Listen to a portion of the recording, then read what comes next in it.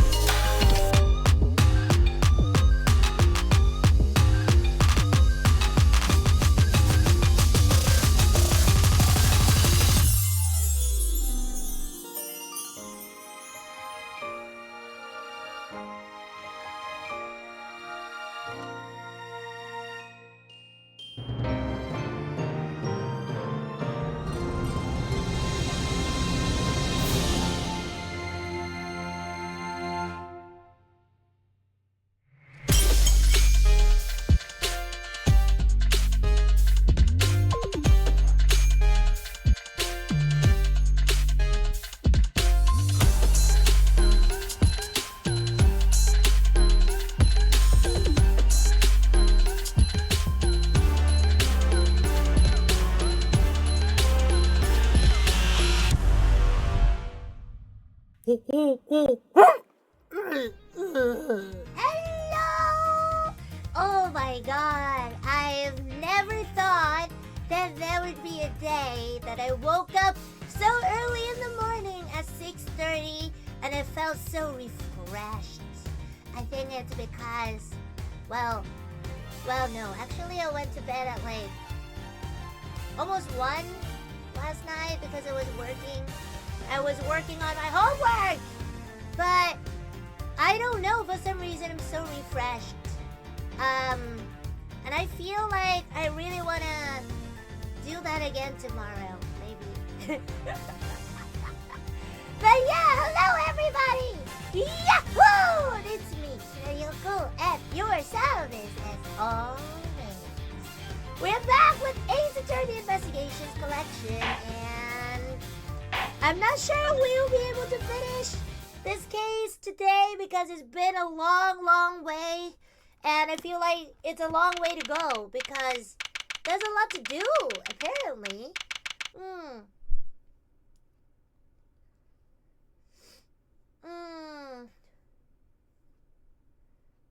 Okay.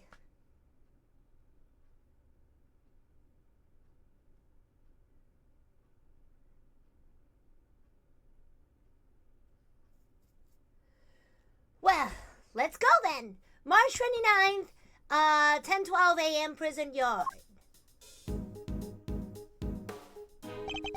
Here we are again. Let's hope we can find someone this time that will finally reveal the truth behind it all. Although that might be easier said than done. There's nothing left to investigate. Oh yeah, because all the stage is gone. Wait, let me see. Okay. What else I have to do? Okay, nothing. Okay. Just Gravel's deduction yesterday. There's another possibility, one you seem to have overlooked. The well in the yard, could a body not have entered the tunnel from there? In summary, the body must have been thrown down the well and moved to the workshop. At some point during the show, tell me, who else could have done that but Mr. Saint? Had Knight's body really been thrown down the well?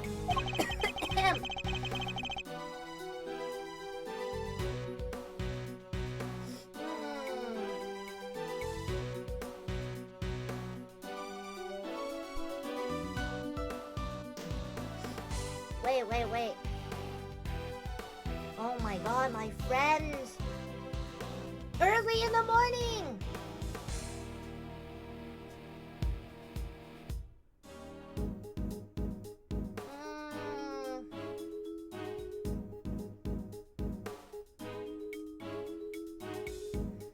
The answer to the question will surely show us to the way forward. But before we begin, I should tidy up my organizer a little. Unnecessary evidence have been removed, remaining evidence have been rearranged. Oh, that's very good, because I've been wondering, if all the evidence is still needed. Let's see here.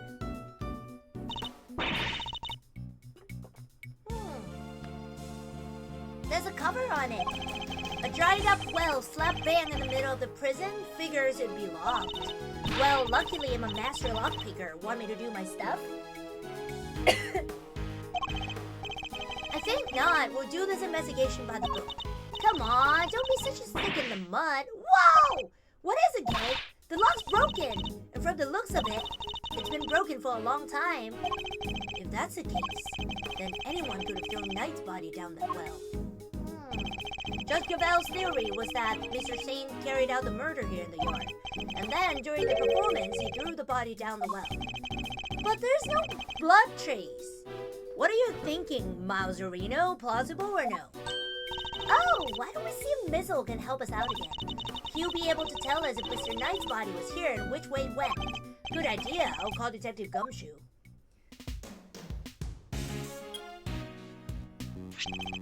Gumshoe speaking! Detective, I need your assistance. Come to the prison yard and bring Mizzle with you. You bet, sir! Gumshoe's 7 secret weapons to the rescue again, huh? I'm fairly sure Mizzle belongs to the prison. I'd also like you to bring one of your witnesses. Call the Very Big Circus and ask Miss Regina Berry to come down here with you. Yes, sir. I'll be there before you know it. Oh my god. Ever since I got back from New Zealand, I feel like my body hasn't been adjusted to the climate, to the weather, the difference in weather just yet. So, what shall we do while we're waiting for Gambit? How about a quick game of hide and go seek? Fun idea, kiddo, but where exactly would we hide? He's not seriously concerned. Your game can wait, please. You need to call one of your more practical skills. I think you know the one. Oh, you bet I do. One crime scene recreation coming right up. Say what now? Let me show you. Introducing a great thief's great secret weapon, Little Thief. Yeah, I totally forgot about that. Whoa! Screens appearing from thin air? This is some next level tech, little sis. Wanna talk me through the deeds? What are you doing now? I'm inputting everything we need for the simulation. Allow me to explain. This is Mr. Thief. It's a device that can recreate crime scenes at specific moments in time based on the data you feed. How about I start us off with a recreation of what the yard looked like yesterday. Good idea. That was when they were in the middle of tearing down the stage. We didn't pay much attention to the well then. Who knows? We may have overlooked something. Leave it to me. I'll use the photo I took. Beep boop beep. That's all the data. Just gotta pump the projection power to the max and dark skies of evening when no other bird dares take wind. One alone remains all sane. Now witness the true power of a real modern day Robin Hood. Let's go! Yikes! What is this? It's a recreation of how things were yesterday, model on the data I gave Little Thief. This gadget was a tool used by the original Yatagars, but they used it to plan robberies. Well, there's no harm in using it for something on the right side of the law now. Oh, but keep in mind that it can only recreate what you tell it to.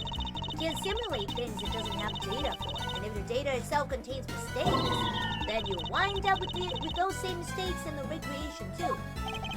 This particular recreation is based on case photos, so we shouldn't run into any problems. That's enough preamble. Shall we get started?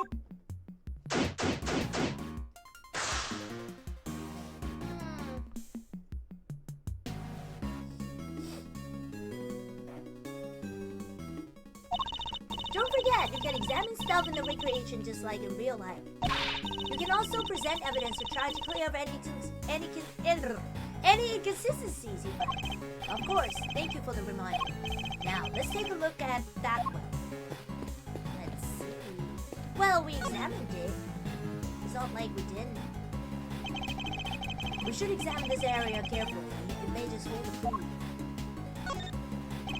The well was behind the stage, which means there aren't many people who could have thrown Knight's body down it during the show.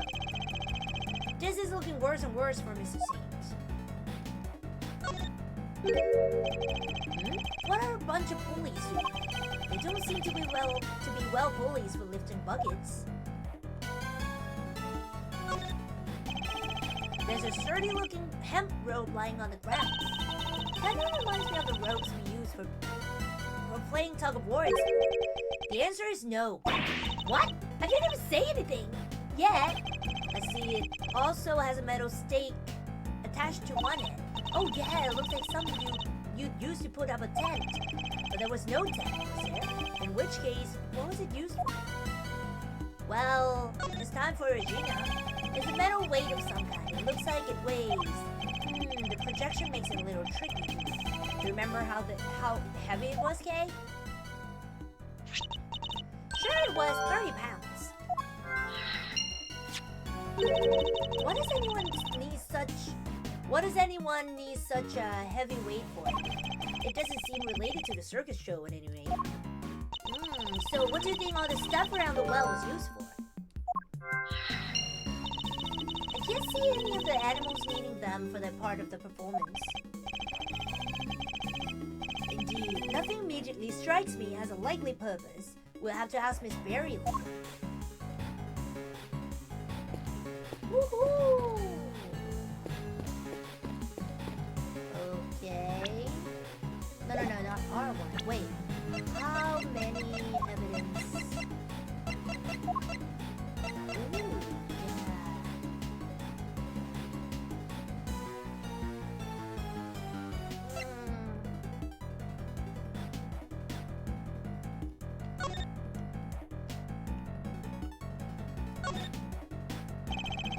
Mr. Caddis hid his chisel in his dog's food.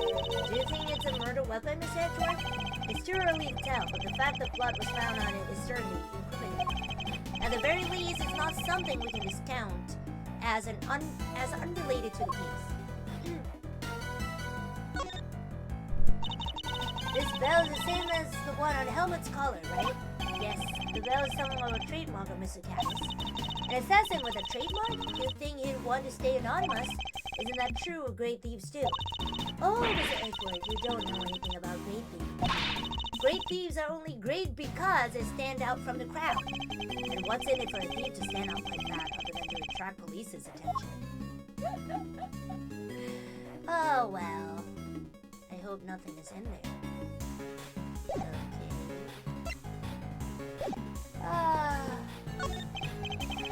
Yes, this is where the circus show stays stood. Do you think people would be interested in a great thieving show? I'm sure the police would be very eager to attend.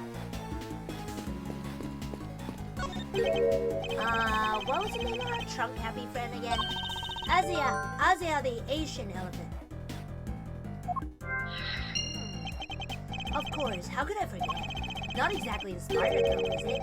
Was Miss Berry having an off day when she came up with it? Oh my gosh, Miss Ashwood, not in front of the poor elephant herself. I suspect that's about all there is to find for now. Detective Gumshoe should be here soon too. Okay, you can power down Mr. Thief. Sure thing. Prepare to turn to normality.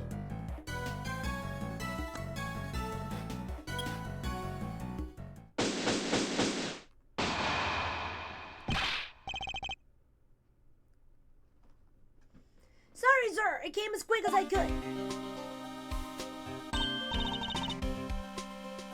Speaking of the devil. Detective, that was indeed impressively quick. You know me, sir. Never did like to keep you waiting. Thanks for coming all this way too, Regina. No problem. This seemed way more fun than rehearsals, so I ditched them for the day. It's very much appreciated. Alright, Detective, let's get started with Missile. Yes, sir.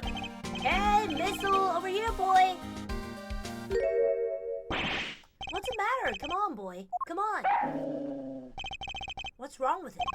Looks like he's scared of something, sir.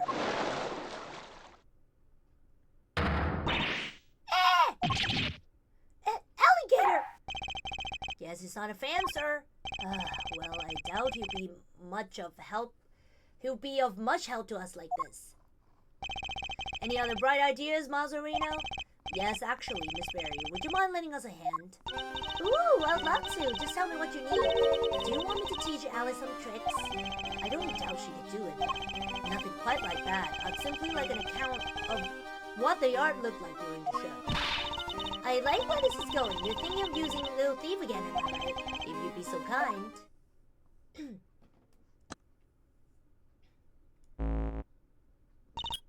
Okay, I've plugged in all the data. Firing up the simulation.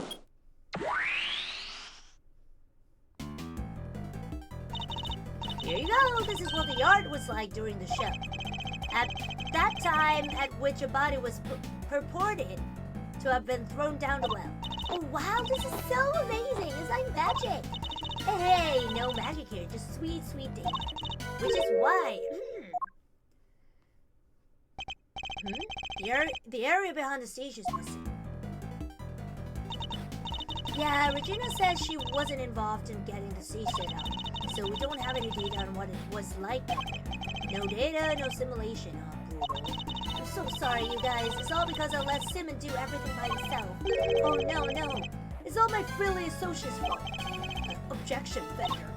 Anyway, we've got a fresh simulation now, but we still have the other data too. I can switch back whenever you want to the recreation of them taking down the stage, so we can examine the scene both during and after the show, and switch between the two as well. I can switch between recreations by using triangle to toggle them. Now then, let's continue our investigation, shall we? Okay, let's go.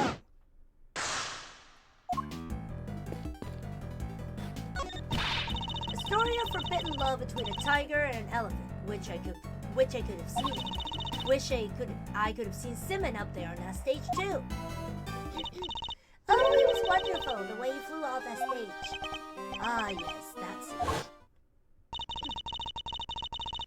The victory is depicted in a very unique manner, whereby the villain is sent flying from the stage. Having been ejected from the stage in this manner, the villain no longer appears in the performance, and you're saying the crime took place during that time? Roughly how long would you say Mr. Sane was off stage for, Miss Mary? Let's see, I guess it was around 15 minutes. Just as Josh Gabel said. Isn't it pretty hairy health and safety-wise having an elephant fling a guy off the stage? Not at all, Isaiah is very gentle. I'm not sure it changes much if she flings him gently or roughly. Too gentle, in fact. When we first rehearsed it, she barely nudged him. But by the end, he was flying off that stage not because of Isaiah though. Sim had figured out some kind of trick apparently. Isn't that amazing? A trick? Do you have any idea what kind of trick? Who, me? Oh no, it was Sim's big thing. I wouldn't know where to start. I knew it. It's a weight in the well. Oh.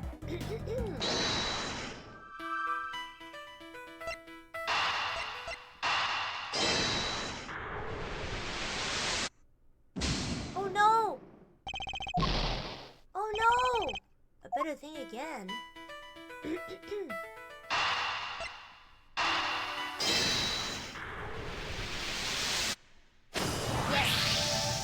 I got the wrong thing again. The trick Mr. Sane performed for his big scene could have something to do with all the items we found by the well. Okay, I'd like to have another look at the equipment around the well from yesterday. Can you have Mr. Thief bring up the recreation from when they were tearing down the stage? You got it.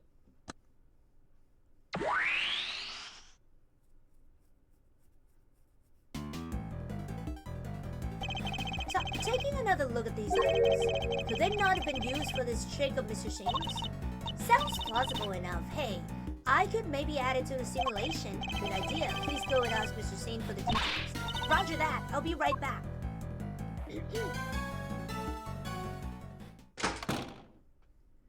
Wow. I'm back! And he told me exactly how he did it. Excellent. Well, how does it work? He said he used a pulley at the top of the well to suspend a heavy weight from the rope, and lowered that down to the well.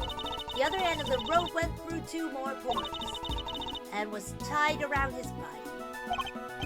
I see, so he used the downward pull of the weight to help him launch himself into the air. But how did he make sure the weight only dropped when he wanted to? He used a stake to stop it, that's how. Mr. Barry didn't seem to know anything about the trick or the contraption he built for him. In which case, I suppose it must have been Mr. Sane himself who pulled out the stake. That's right! And to do that, he used a second length of rope. He tied it to the stake, and then, when he gave us a sharp tuck,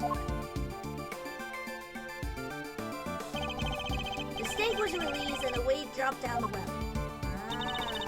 It's a great trick, I have to see it. This one has to go in the Great Thief's repertoire. It may not be that easy. These kinds of circus tricks can require years of practice to master. Simply stealing this idea won't be enough. Alright, practice it is then. Well, before you run away to do so, would you mind updating the simulation? Oh, right. Then we can see how it all worked for ourselves. Okay, switching back to the recreation with the performance.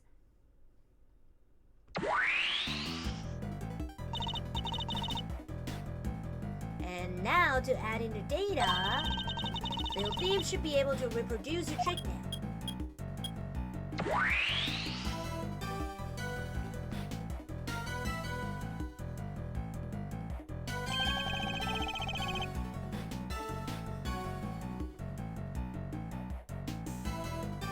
So this is how Mr. Sane performed his trick. Contraption that used the well, very heavy weight, 3 pulleys and 2 lengths of rope to send a single flying. Okay. Simmons full of surprises. I mean, dropping a weight down the well to help him fly off the stage like that's genius. Indeed, but I imagine he would have needed quite a lot of weight. More than him, at the very least. It would have taken some serious pull to lift him into the air like that. Oh shit. Don't tell me they use a body. Yeah, and probably a ton of practice.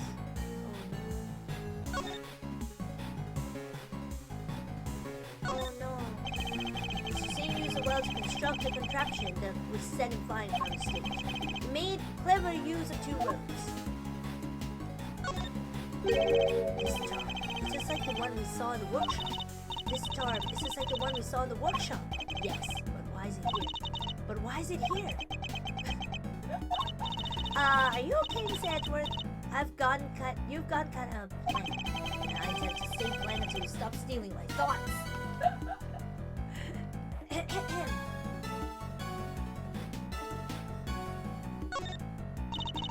That's one heavy weight.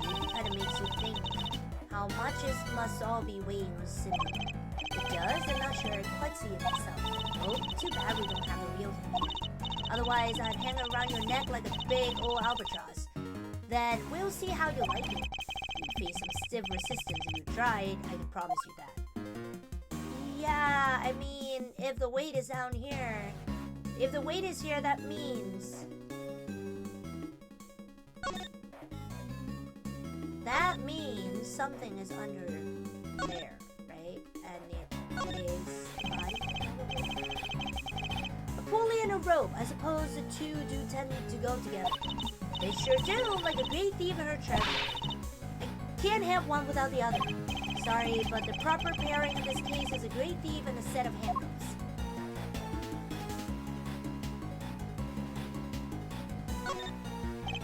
This is a rope that was hanging down the well.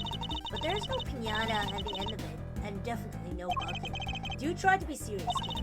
Oh, come on, Miss Edgeworth, I'm just trying to lighten the mood. So cut it out with that stare of yours.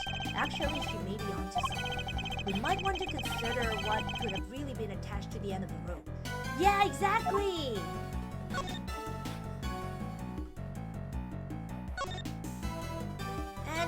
And the end of the rope is not the weight.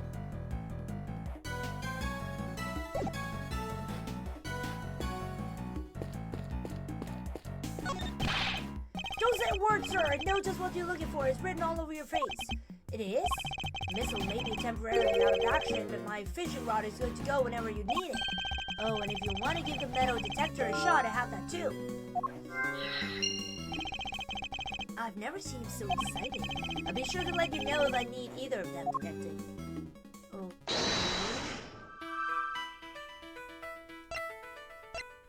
Metal detector.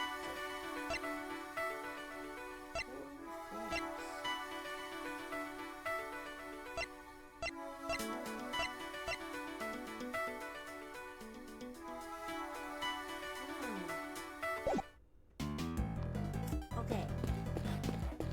I feel like we need more information. The chairs are lined up neatly for the show, though we know there were a few empty seats during the performance. Ah, somebody's face. The way the seats were arranged.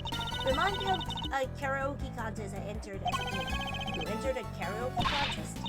I sure did, and I came in second, given the depths of night, when no other bird dares to take flight. One alone soars to shine, the right of righteousness on the world's blood. Tell me you didn't actually sing. I sure did! You did well to take second place, or perhaps stole is more apt. Or is it more like she failed to steal first place? I'm overthinking this. Oh, it's a pen that held Azea, the Asian elephant. Now empty, as the lady herself is on stage. I wonder how they got her in here in the first place. What do you mean? Well, the entrance to the yard is people-sized. And there's like a gazillion megawatts pumping through that fence. Kinda risky. Not if one turned off the electricity. Yeah, but then all the prisoners would escape. To ruin entrance blocked by the elephant? I think not. This is a real puzzle, alright. I will need to give it some more thought. She seems to be enjoying the challenge. I'll leave her to it. The basket was empty in the other recreation. Oh yeah, but it was definitely empty in the photo I took too. Oops, sorry, I made a mistake when I was filling you in earlier. Oh? That basket's for holding Isaiah's food, but on the morning of the show, all the apples that were in it had vanished. I totally forgot to mention it. Sorry. Disappearing apples. I should make a note of this.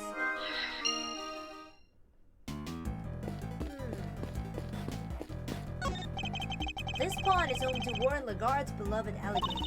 And look, those bones must be from her latest meal. And I somewhat doubt an alligator could pick a carcass clean like that.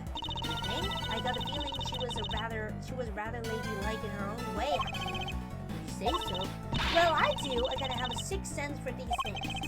An interesting talent, though not one in particularly it pays off. The Great Thief's great secret weapon. Color intrigued, Mazurino. Not exactly by the books, yeah? Using Great Thief doodads in an official investigation. Whoa, enough with the death stare, Chief. I'm cool, okay? I can keep a secret. Anything for the truth, am I right? It's possible that vital evidence has already been destroyed. Without case reproduction of the scene, we have no hope of finding it. Hey, relax. Like I said, I'll just zip it and nod politely while you capsule with me. Thank you. That'll be very helpful. Oh, so it's something that he should not be talking. It's as bad as it looks, sir. Poor little guy scared out of his skin. I'd hope to have him subtract a cent again, but that clearly isn't in the cards.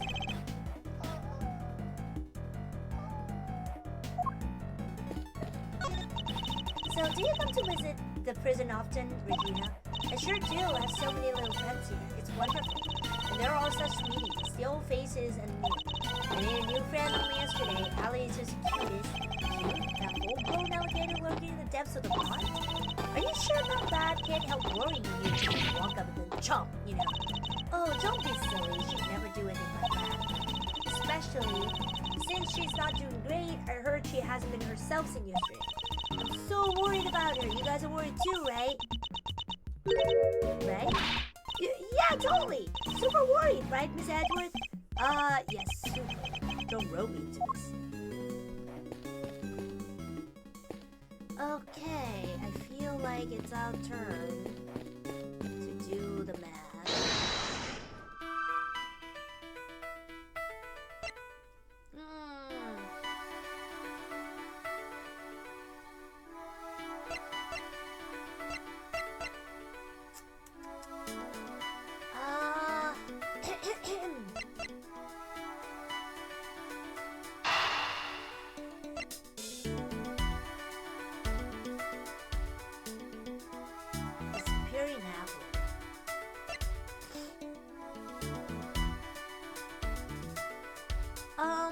Would it be... Do you think it'd be heavy enough to be a pulling force? The food for Isaiah that was in the cart until the day before the show, but was gone by the next morning. Oh no, I don't think so. 30 pounds. A single 30-pound metal weight was found by the well.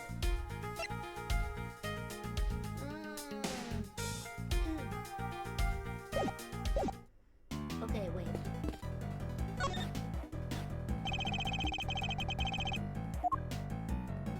Oh, there's nothing to be found there.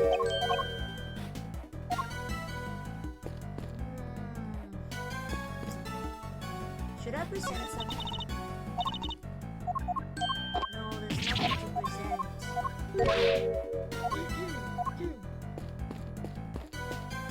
I think it's time for the logic. Cooling force.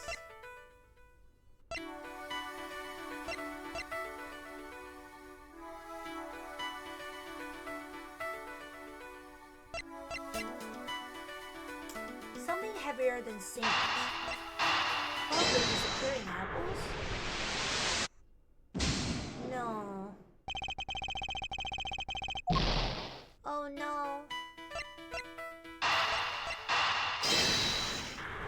It's not heavy. Is it heavy? Wait, doesn't it seem odd to you? No? You haven't noticed, Detective. There's something strange about the weight we found.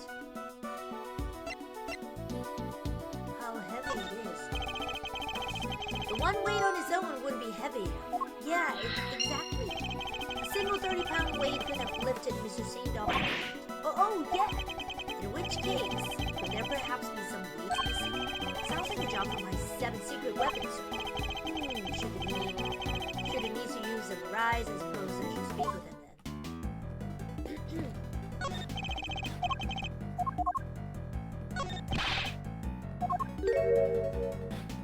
Missile maybe... okay. Oh, and if you want to give the metal detector a shot, I have it too.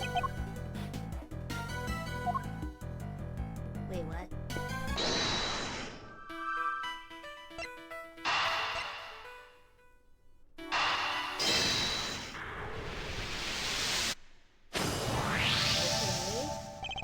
Detective, I have need of one of your secret weapons. Roger that.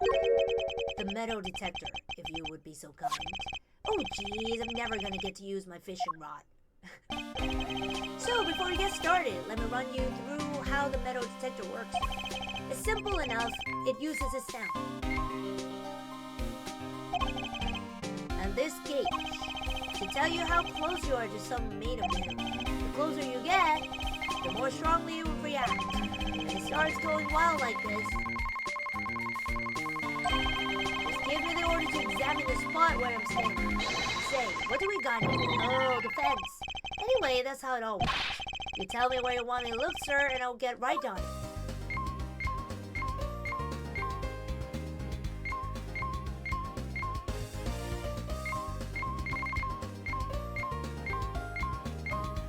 Where?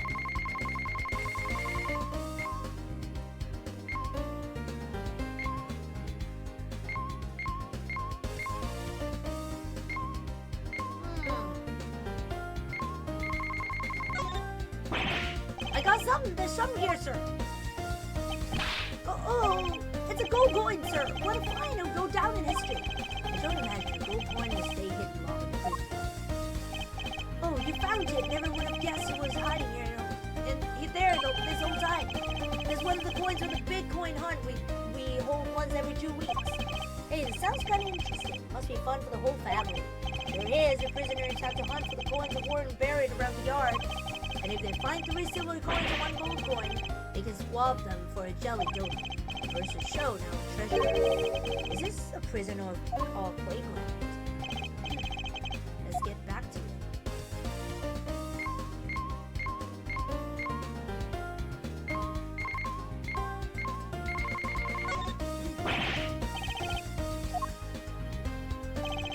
I don't see any metal. What did the detective pick up? Guess it must have just picked up some iron sand. Iron sand? Is it sand you can pick up with a magnet? That's the stuff. You can find it on the beach sometimes. And I got just the thing we need right here. Introducing secret weapon number 607. Are you making this up as you go along? A seemingly ordinary magnet that I found at a hardware store. Watch this. I just bring it close to the ground and ta-da! It's picking out the iron. Ooh, hee hee hee. Come on, little guys. Come to me. Must be nice to be so easily. Regardless, the investigation must continue.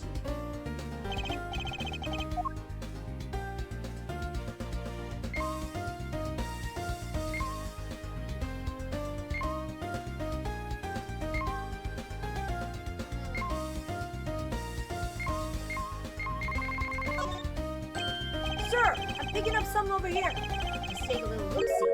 Huh? Found these little guys in the grass. They're the same as the way we found by the well. It must be from Mr. Scene's store. Did someone hide these here on purpose? I count 4 altogether, sir. That would be more than heavy enough to send him flying. So somebody hid several of the same weights as the one by the well. But why? And why over here? Yes, nice work, me.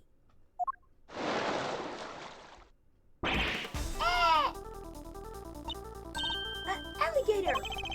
That thing really gave me a heart attack. Huh? What's the matter, detective? It's a metal detector, sir. It's reacting to the alligator. What? How? You sure it's not responding to the weights we just found? No, sir. I'm sure this is something different. And I'm sure it's coming from the alligator. And she's gone. the big snapper good? I don't think that's it, Kay. Huh? Then what is it? Ellie hasn't been herself lately. That's her name, Ellie, the warden's favorite pet. She wouldn't even look at the food warden the guard brought her yesterday.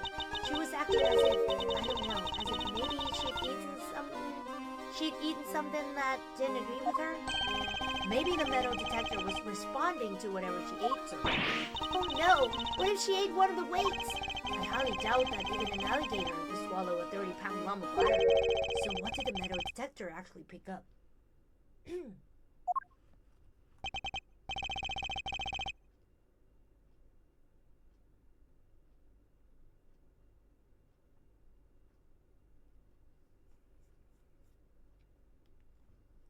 And why would someone hide those weights? Perhaps I missed some when I looked at the equipment by the well. Okay, could you recreate the scene again? Coming right up!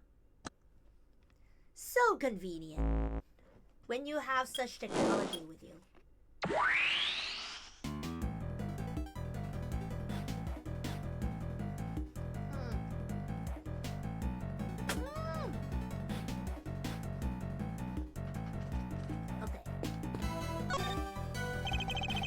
Scour the scene and inspect anything that catches my attention. The well was behind the stage, which means there aren't many people who could have thrown Knight's body down during the show. It's looking worse and worse for Mr. Saint. It looks like this was designed for raising and lowering a bucket. No sign of a bucket though. I have to deduce.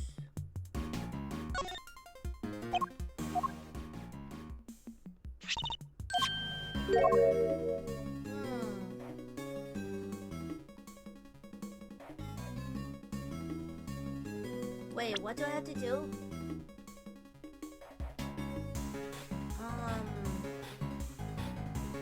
What did the metal detector actually pick up? And why would someone hide those weights? This?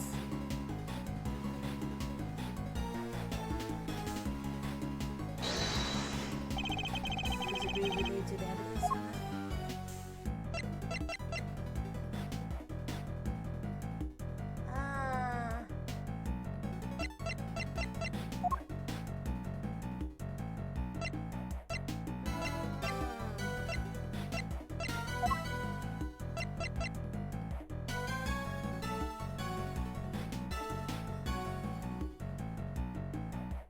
Oh, 3 pulleys.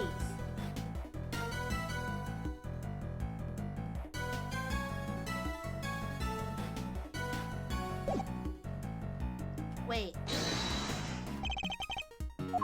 There's only 2 pulleys. Eureka! No! Why? You need 3 pulleys, right? The piece of evidence reveals...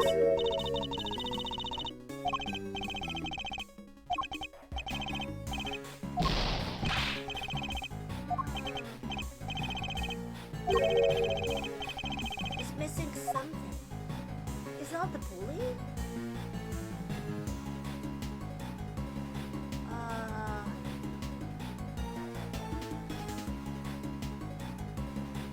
Or the rope. Because they need 2 ropes, right?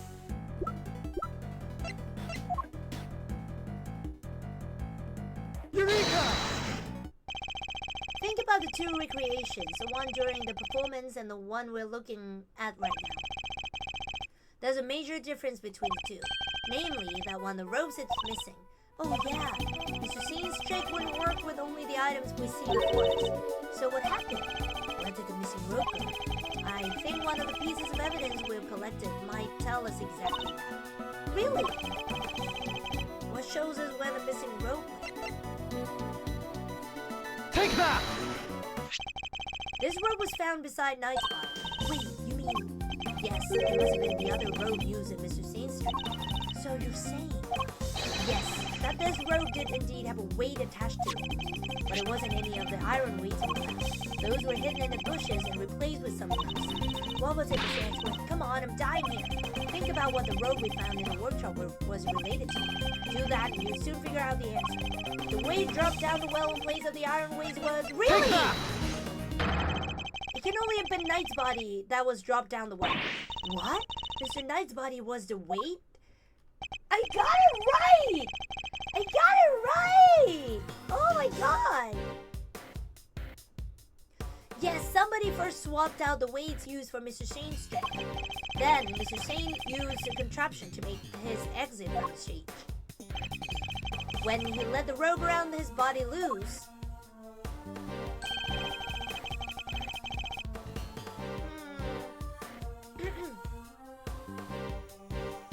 both the rope and Knight's body fell to the bottom of the well. That rope was never used to restrain Knight. It was used to suspend his body halfway down the well. From this, we can easily see why most of the weights were hidden, so that no one would realize it had been replaced with the body. Precisely. We can then further deduce that they were hidden by the coat. Whoa, then. Was it poor old Bronco stabbed in a nerve? Would there be blood everywhere, including down the well? Oh, the killer thought of that, which is why they used this. What did the killer use to stop the Knight's blood from going everywhere? This top was found with the body. I think it's likely that Knight's corpse was wrapped in. Ooh, another piece of the puzzle falls into place. It's all coming together now. I love it. But all we're doing is proving that the body did go down the well, which means we are helping to prove that Simon was a killer. No, not quite. But what about what Judge Cavell said yesterday? But if Mr. Shane truly is a killer, why would he need to go to such lengths to commit his crime? That's true. Knight's body fell down the well when Mr. Shane used his contraption during the show. Therefore, it reveals nothing about where the real killer actually was or what they were doing at the time. It's only designed to throw suspicion onto those who were not at the show. Yeah, I guess we did suspect Mr. Caddis right away. Well, that was the killer's goal, to make us think that the crime took place during the show.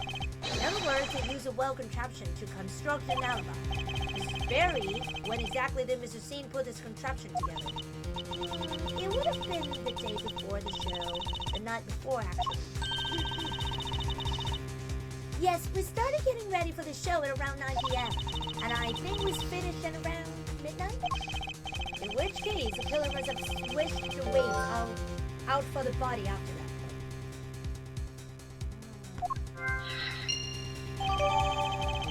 Used during the show to send Sane flying, the weights were replaced with the victim's body by someone. Did Caddis know about his contraption? Even if he did, he wouldn't have been able to do much with it. And I highly doubt that he taught his dog to suspend bodies halfway down wells. Which means Caddis isn't the killer. Well, that's what he said.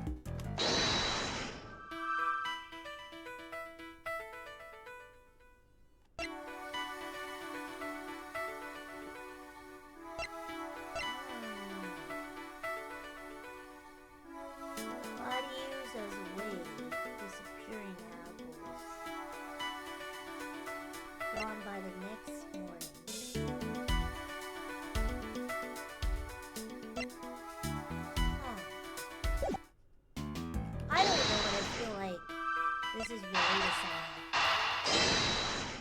I don't know what to say. No, it's not.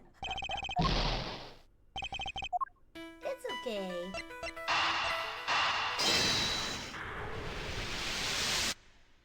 Ooh. The apples in the basket were likely eaten by Azia. Really? That's strange. He made sure to put the cart where her trunk couldn't reach him. Are you sure about that? Oh yes, it was so full of apples the night before the show. Then we must consider the possibility that the cart was moved to somewhere within Azia's reach. A large basket full of apples could have been moved by the cart, which likely means somebody moved it for a reason.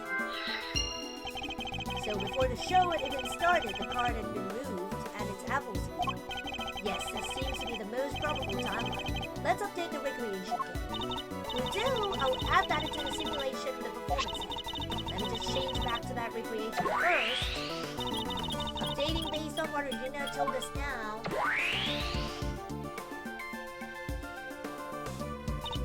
There, all done.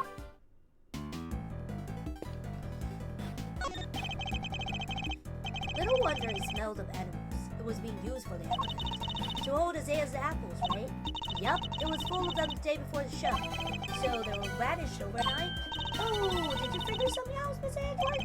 Quite possibly.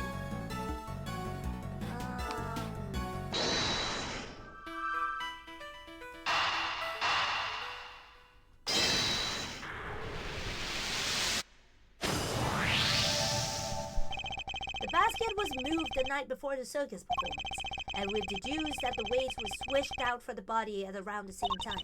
Hard to chalk that up to coincidence, huh? Then the next question we should be asking is, why was the card moved?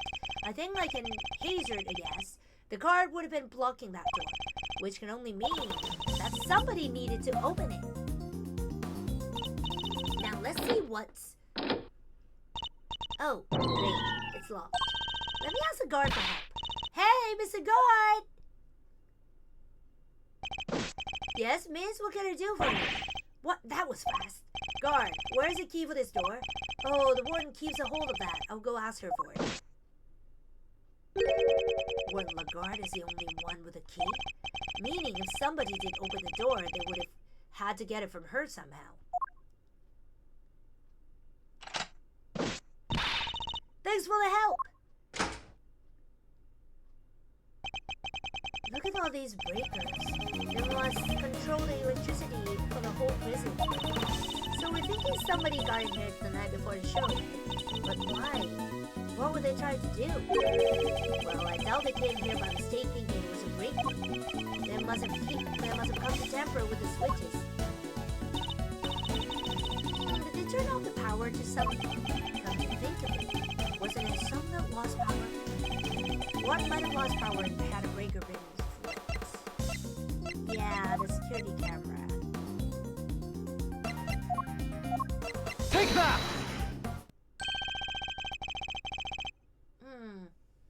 There was a 3-hour gap in the security camera footage. Oh yeah, there was. So somebody flipped the breaker it was connected to. It seems very likely. Do you think it was the killer? It's true that shutting off the cameras would have made things easier. It would, which means the killer would have to be someone who had access to the breakers. And it seems only one person has the key. It couldn't be. Could it?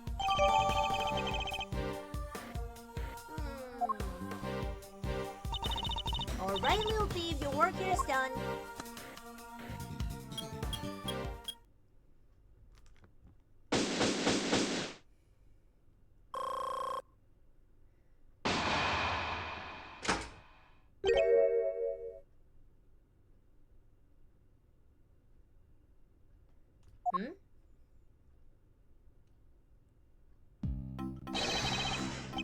First on the scene, the early bird wins the award. Good morning, Mr. Winner.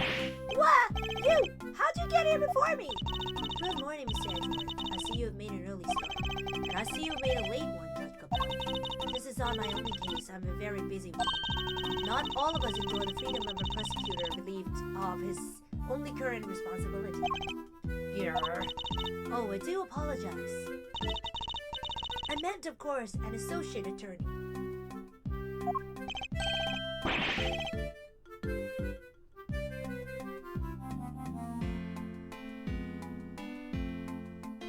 Associate, more like asinine? Asinine? We'll see about that. What is asinine? Let's see.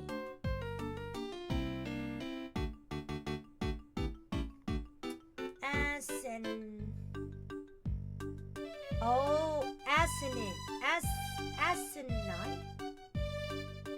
Asinine. Yeah, asinine. Asinine, okay? It means extremely silly or stupid, okay? We'll see about that. Eustace, let us begin the investigation of the yard. Okay, I'll go get some officers. Hold it! That won't be necessary. Why not? We've already finished investigating the yard and won quite the prize in the process. Won? But I'm supposed to be the winner. Your Honor? I'd like to revisit your theory from yesterday in order to thoroughly disprove it. I would caution you to choose your words carefully, Mr. Edgeworth, as I'm sure you remember your badge is in my hands. How could I forget? You have told me several dozen times already. Perhaps you'd care to try a different thread. Overruled! You've been warned repeatedly, yes, and each time my words seem to have fallen on deaf ears. Allow me to make this crystal clear. The committee cannot and will not tolerate insubordination. Objection! The fate of my badge and the whims of the committee are of no concern to me now. The only thing that concerns me is proving Simmons Saint's innocence. Interesting, and spoken like a true defense attorney. In that case, I shall be equally uncompromising. In the name of the goddess of justice, I will strike down your case without mercy. And when I'm done, your career as a prosecutor will be over as well. I hope you do not come to regret this. Judge Gavel's theory. My theory remains the same as when I related it to you yesterday. Mr. Caserado did not see Mr. Knight's body when he passed through the tunnel. As such, the body could only have been dropped down the well during the show. We both know the only one who could have dropped the body down there during the show is Mr. Saint. That's still your assertion, and you can prove it, of course. Of course you can. What do you think you're up? Who do you think you're up against? What use this means to say is that we received the final autopsy report just ahead of your arrival. She really is a very busy looking after baby winner. The victim appears to have died the night before the body was discovered. In other words, the night before the show. The cause of death is as stated. It seems the wound is 4 inches deep. Ah.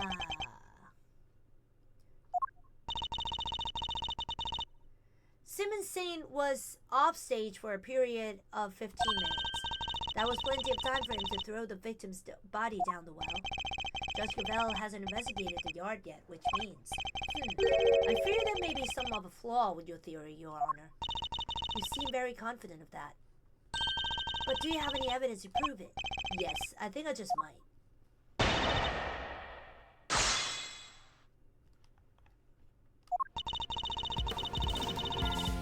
Hold it! Hey, let's press it. That theory being that Mr. Singh was a killer, you are certainly clinging to it rather stubbornly.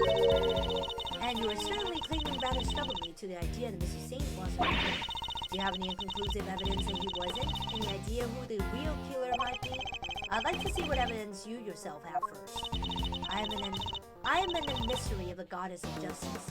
My words are her words. But her words are listed on you, I see. You would challenge me if I said the sky was blue. Is this a court or a cult? Yeah, actually, that's exactly what I thought. If you truly mean to refute the world of the divine, then come, show me your evidence. Hold it! Isn't it possible that Mr. Caserado simply failed to notice the body? Assistant to the associate attorney, you've been through the secret passage, have you not? Whoa, how'd you know? I noticed much on you yesterday on that charming key in your hair, to be precise. That's incredible! You could be a great thief with eyes like that. Answer me truthfully in the name of the goddess. Would you or would you not have noticed the body had one been present? Well, you know, I guess I would have. There you have it. Mr. Caserado did not see the body, which means there was nobody there to see.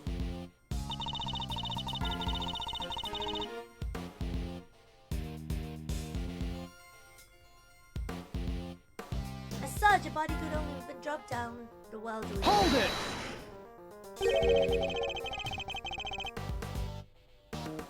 Could you talk us through your reasoning on that a little more? The day before the performance, Mr. Knight borrowed the keys from Mr. Kazurado, or more specifically, the key to his cell.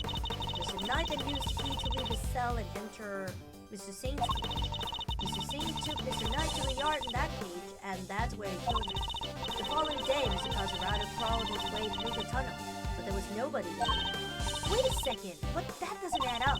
Mr. Kazurado smelled a sweet smell, so Mr. Knight must have been in the tunnel already. No, his body did not pass through the tunnel until sometime after Mr. Kazurado had crawled through it. Mr. Kazurado used the tunnel right around the time the show was starting. The body was discovered just after the performance ended, from which you deduce that the body could only have been thrown down the well during the show.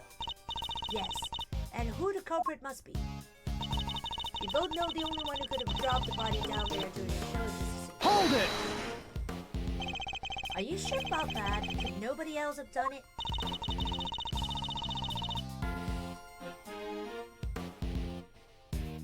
I understand that Miss Berry was on stage for the entire performance. Most of the prisoners were watching the show, and those who were not a plausible alibis.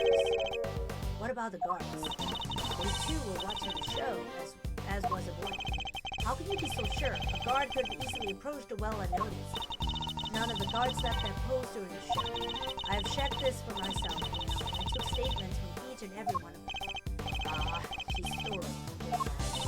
Are you finally ready to accept the truth that the killer could only have been Simmons Singh? Judge Gabel hasn't carried out a full investigation of the yard yet, which means we've got the advantage. I should review the evidence we gathered during our investigation of the yard. Yeah. Okay, he passed through the tunnel where such a body could only have been dropped down the well during the show.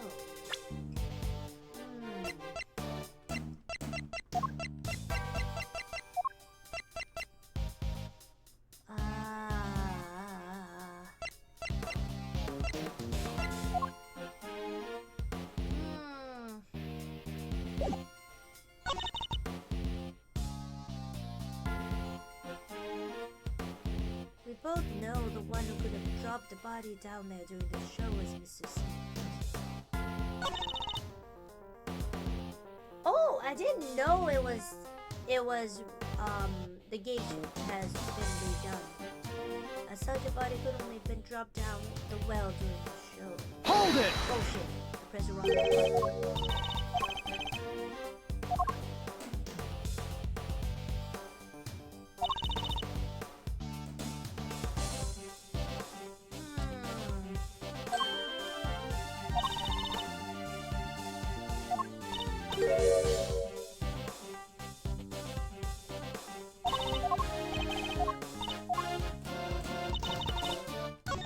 Oh no.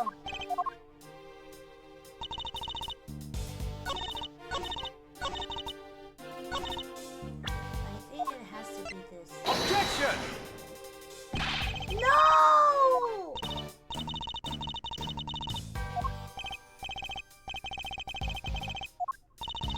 For one thing, the fact that you clearly do not believe in yourself. Was it that obvious? I'm going to have to be more careful next time.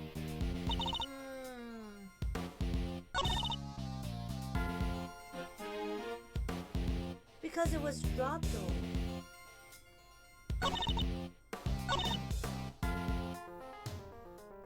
It was hanging above. That's why you didn't see it. Objection! Oh no! Would you care to revise your testimony at all, Judge Cabell? No, why? Do you believe there's something wrong with it? Well, no, nothing seems out of place. Perhaps you could refrain from insinuating things. Oh no! Oh no! Let me see.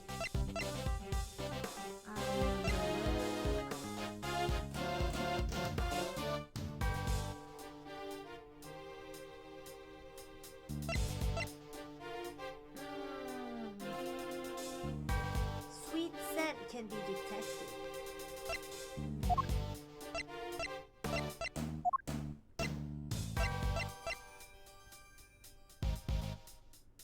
Is it because it was dark? Just saw the prison yard where they tampered with the night before the body was found. Objection! Oh no! Hello, welcome! Good morning! Good morning! Judge Gabelle is a tougher nut to crack than Mr. Winner, but that doesn't mean I should give up. I don't know. The body could only have been dropped down the well during the show. Well, I don't know. Objection! Oh no! Ah, it's been there. Good morning! Good morning! The only one who could have dropped a body down there during the show is Mr. Sims.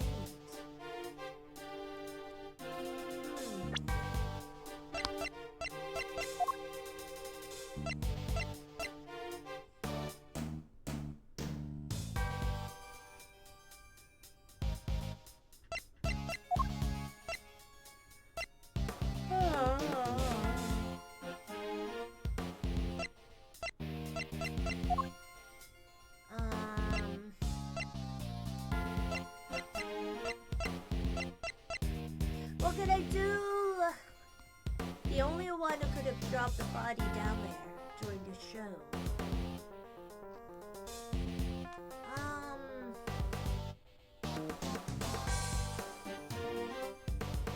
Let's see.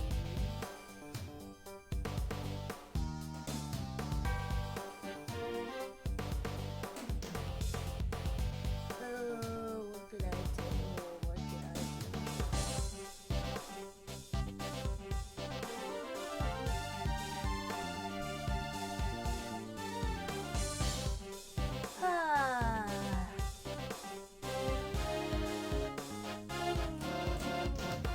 Right.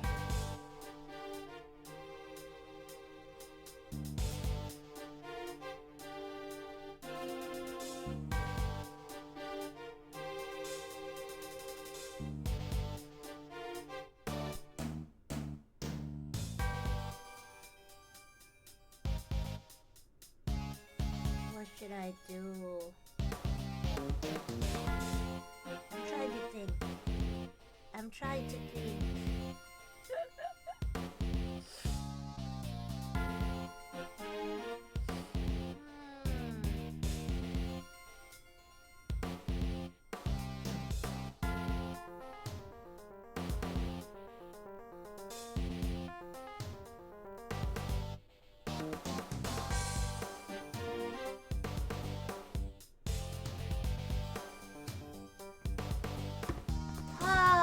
What should I do? Okay. We both know the only one who could have dropped the body down there during the show is Mr. Seams. But it's not. Mr. Seams was performing.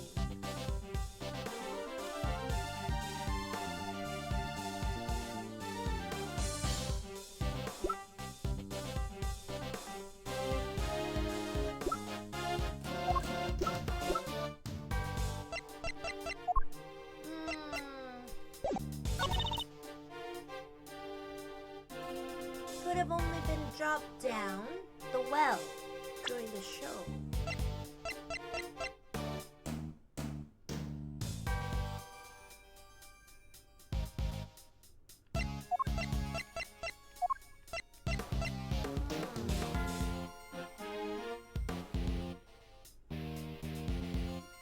Drop down the well during the show.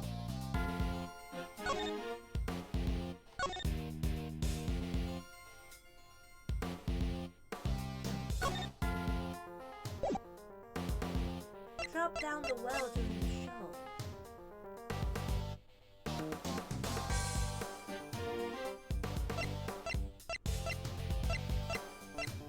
We have only these two evidence updated during the investigation.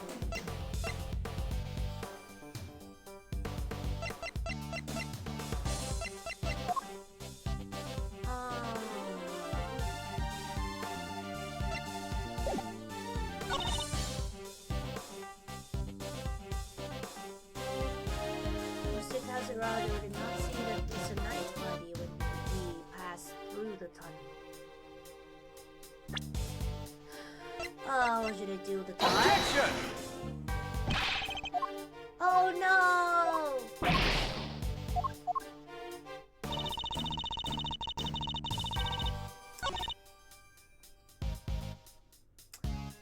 Okay, okay. Hold it! Let's press again. Just to be careful, you know. Isn't it possible that Mr. Coserato simply failed to notice the body? Oh, okay.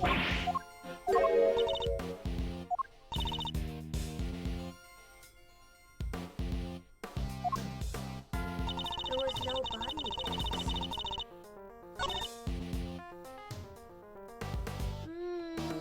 But I presented that, and it wasn't right.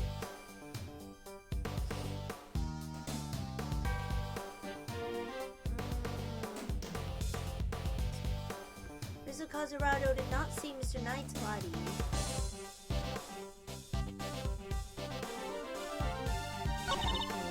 Hold it! Would you tell us through the reasoning? The day before the performance, Mr. Knight borrowed the keys from Mr. Coserato. Or more specifically, the key to his cell. The Knight then used the key to leave his cell and enter Mr. Saint's cage. Mr. Saint took Mr. Knight to the yard in that cage, and that's where he killed him.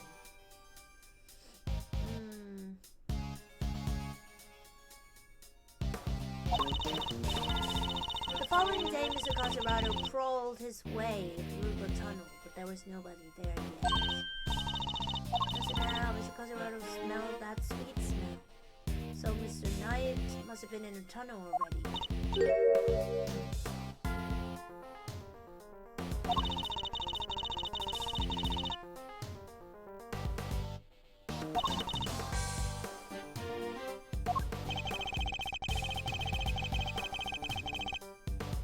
From which you deduce that the body could only have been thrown down a well during the show. Yes, and who the culprit must be. I think it's this one. I have to press this one, but I don't know. Objection! Oh my god.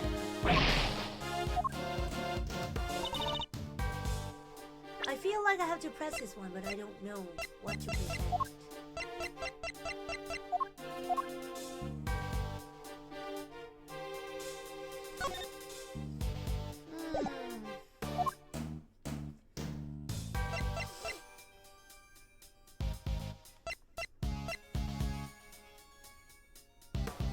Estimated time of death is between 3 a.m. and 6 a.m. on the 27th. Instant death from a stab wound to the neck. Stab wound to the throat, instant death, wound was 4 inches deep. A sharp blade of some sort, estimated time of death.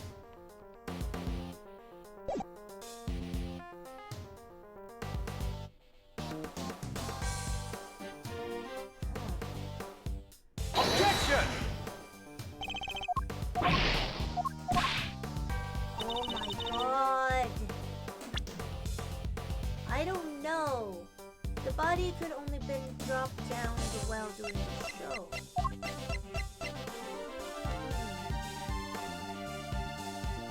Why is this one so hard? Why is this one so hard?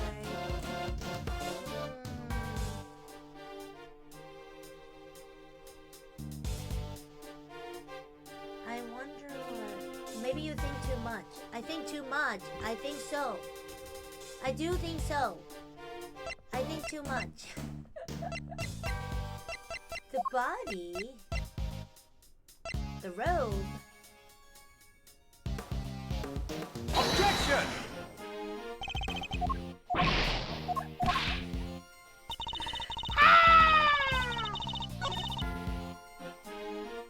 Or is it... Objection! Oh no.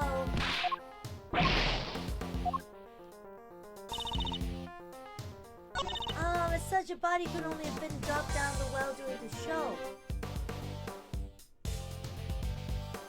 And that is true though. body was in the well already, and we can prove that. Objection!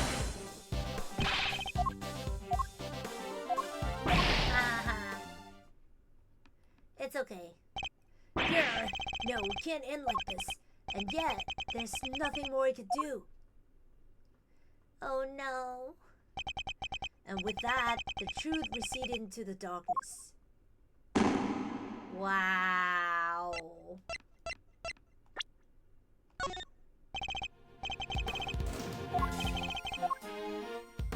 Okay.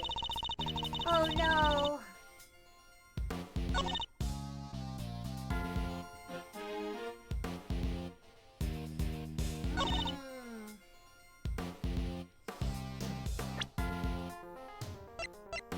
He did not see it because he was hung.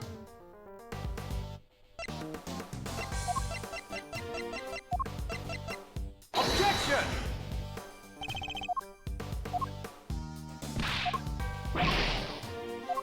I'm so frustrated.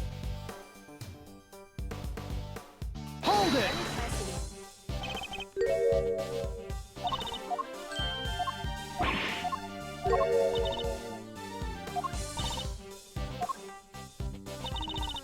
Hold it! The day before the performance, Mr. Knight borrowed the keys from Mr. Cazerado. Mr. Knight then used the key to leave his cell and enter Mr. Singh's cage. Mr. Singh took Mr. Knight to the yard in that cage, and that's where he killed him.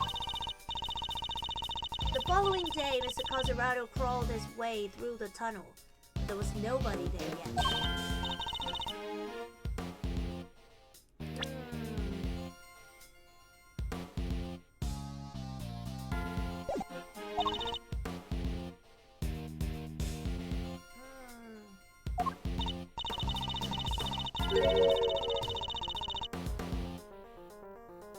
His body did not pass through the tunnel until sometime after Mr. Cazerado crawled through it.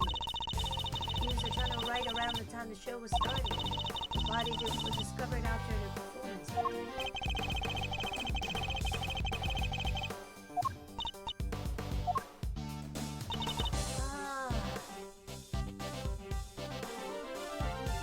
Hold it!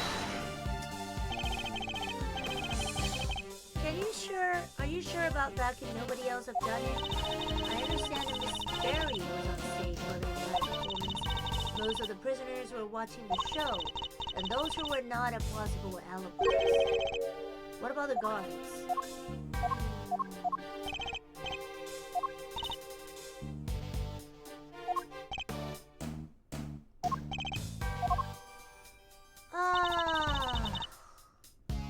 Maybe it's a last statement. Mr. Sage.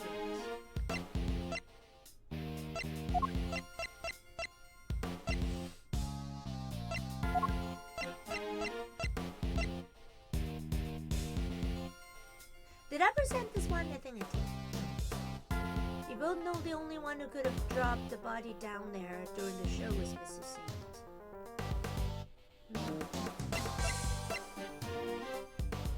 Objection! What? I thought I did! What? I thought I presented that, no? I haven't presented that? What the heck? I thought I did! That's why I was focusing on some other statements. Oh no. Sorry, Your Honor, but there's something else you are going to have to take into account. The well in the yard was rigged up to create a certain unique contraption. A contraption? Go on. You'll recall that Mr. Singh was sent flying from the stage by an elephant. I do, just before he was to be absent for some time. He was only able to fly through the air thanks to the weighted robe he tied around himself.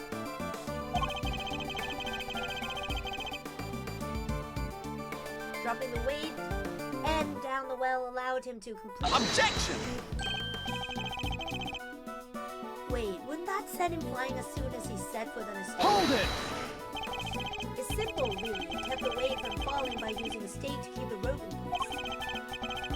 second robe, he was able to pull the state free, thereby controlling when the weight was dropped. We found evidence to suggest that the original weight was replaced with Knight's body. This was done by the real killer in order to create an alibi. The estimated time of death tells us as the murder took place early in the morning. The killer could have tampered with the contraption in the time between the murder. Objection! You say Mr. Scene himself set this contraption up, right? Well then, who do you think is the number one most likely person to abuse it to dispose of the body?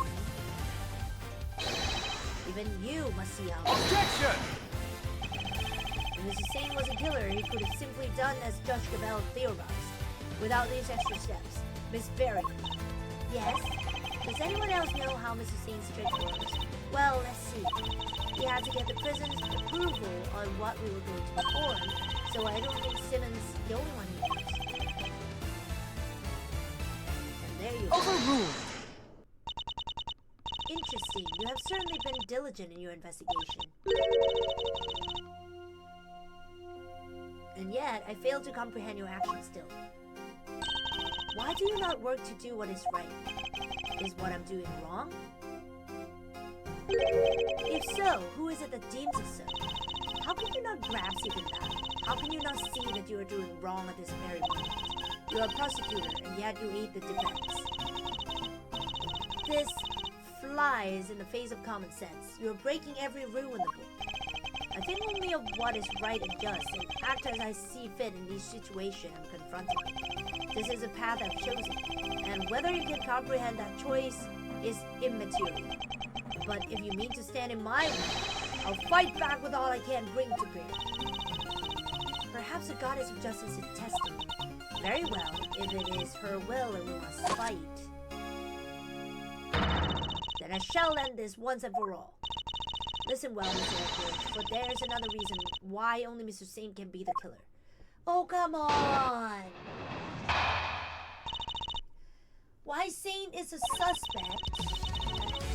If the body was moved from the yard to the workshop, then Mr. Knight must have first been brought here to the yard from himself. The only person who had the opportunity to do that is Simon Saint, and thus, he remains the only plausible suspect.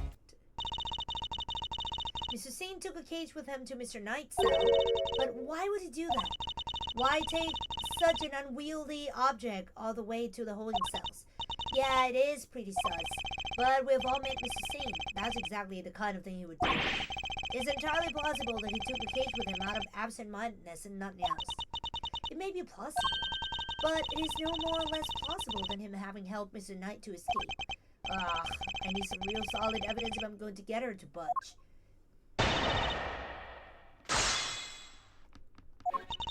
If the body was moved from the yard to the workshop... Hold it! You seem to think that Mr. Knight was killed here in the yard. When do you think he was brought here? Sometime between midnight and 8 a.m. the day of the show. It could only have been during that time. In other words, between the end of rehearsal and the start of the performance. As I was saying, if the body was moved from the yard to the workshop, then Mr. Knight must have first been brought here to the yard from his cell. Hold it! Was there really no other way he could have come here? Mr. Knight was awaiting trial. If he, a random non-inmate, had openly entered the prison proper, he surely would have been noticed. And presumably none of your witnesses have testified to having seen something. Precisely, praise be to the goddess of justice for granting you this insight. So, as you will agree, it can only be that Mr. Knight was brought over here to see.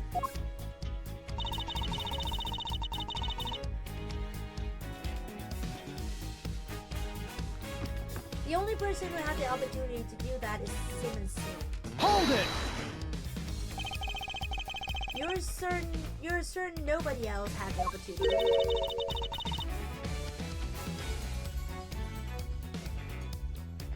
Need I remind you that we are in a prison? The entire facility is monitored at all times. Anything out of the ordinary would have been spotted. Hold it! But Mrs. Singh was under the same scrutiny, was he not? Overruled! The warden had granted the members of the circus troop special access. As a member of that troop, under the supervision of Miss Berry, he is the only person who is free to wander where he Objection! It seems you have forgotten something. Overruled! Forget is not a word in my vocabulary. Very well, then recall this fact. You claim that Mr. Saint is the only person who is free to walk around the prison. But there was a brief period of time in the day of the crime in this prison. A time when it would have been possible for anyone to move through the prison entirely unmonitored. As you have shown, here in a time when oversight was limited. Oh, yes. Take that! Mr. Saint is far from the only one who had the opportunity. Which opportunity are we talking about again?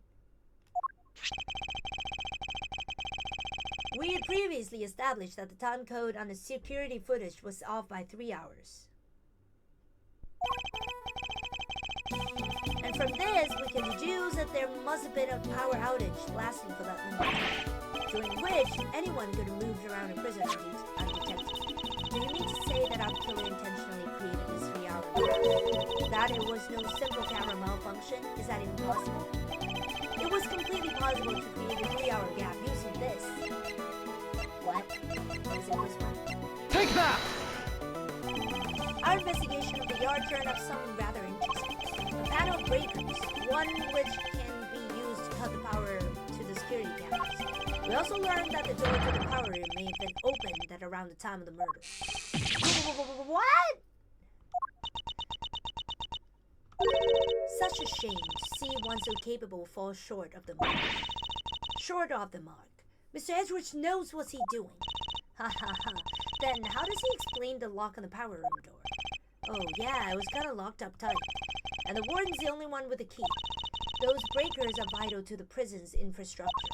So I very much doubt that anyone could have gained access to the power room's keys. Objection! Yeah, it always does with the wrong statement. It always press the wrong statement. I don't know why. But one person did. I beg your pardon? That person, the killer, had easy access to it. And what's more, the precision here is such that nobody would dare. Objection! Oh shit, really? What? There's no one like that. The breaker to the electric fence is in there. There would be question in an instant. There's only one person who needs this criteria. I can hardly believe it myself, but I have to follow where the logic leads. The person who had access to the power room key was... Oh shit, really? Take that! The warden? The real culprit is...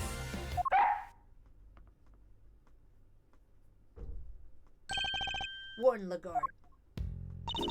Oh, just look at you. Aren't you the cutest little poochie woo? He's not just a pretty face. Missile also has quite a nose for sweet things. Seems he's smelling something very sweet indeed, and it's coming from you. Oh, darling, you're making me blush. I'm not even wearing perfume. Then perhaps it is a sweet stench of death. You're a regular poet, aren't you? I had no idea. But if I didn't know better, I'd almost think you were calling Moore the killer. That is precisely what I'm calling you. What? Warden Lagarde is the killer? Mr. Edward, do you realize what you're saying? Oh ho ho, such a naughty boy. How can you suspect me? I'm the one in charge around here. It's like we're in a murder mystery, aren't we? And equally far-fetched. This is preposterous. Hold it! Sadly, it is not, although we can hardly believe it myself. But this is where the evidence points, and we must trust in the evidence. This piece of evidence proves that Warden Lagarde is a killer.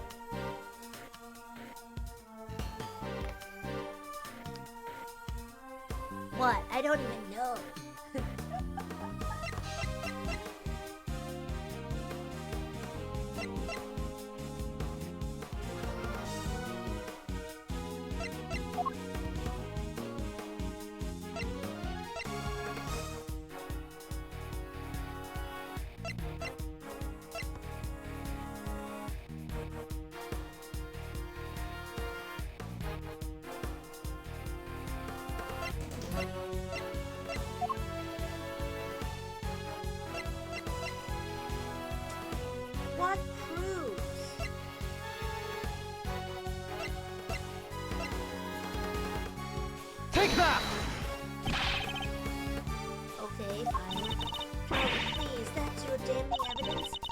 nothing to do with me whatsoever. Nah, looks like that wasn't it. I used to smell something on Warden Lagarde just now. Whatever it could be the key to this case. You are a hoot, Mr. Edwards, really. But can we dispense with the jokes now? That is no joke, Warden. You're the killer. Really? Well, could you at least try and present some plausible evidence? Oh, it has to be... Take that! Your scent betrays you, Warden. And here's your accuser. The police dog? We had him track a sweet scent that was lingering around Knight's body back when it was first found. He now appears to be smelling the same scent, and it's coming from you. Oh ho ho, darling, you're priceless. Really you are. Your evidence is a whiff of suspicion.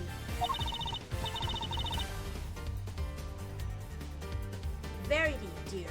Do put him in this place. It seems Judge Gabelle may have reached a similar conclusion myself. You believe this to be no mere coincidence, Mr. Edwards? I do. After all, she had the key. The scent found lingering on the body is hers. Were it just one or the other, we might be able to brush it off as coincidence, however. Indeed, then it seems the conclusion approaches. Perhaps we should hear what the warden has to say for herself. We should, and when we have, this case will finally be at an end. Oh, finally. We're all being simply awful. You're all being simply awful. Stop looking at me like that. Me, the killer? How could I possibly do such a thing? I didn't do it. Verity told me everything she knows about the case. The victim died in his cell, so by your logic, I would have had to have killed him. But how am I supposed to have moved the body? Especially as I never went to the prison. I was too busy with work, you see. I was cooped up in my office until right before the show. Check if you like. You won't find a record anywhere of me having entered or left the prison proper. I haven't the first idea what harebrained theories you little scams have cooked up, but I'm innocent. There's simply no way it could be the killer. Give me a break, Mizzle, don't lie. Don't make it hard on everyone, and just come clean. Oh dear, I'm afraid you are the one making things difficult. As I just said, I never went to the prison.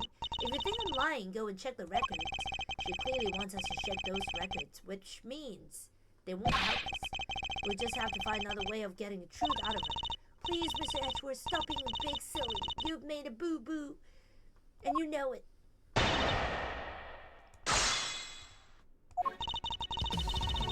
Okay. Hold it!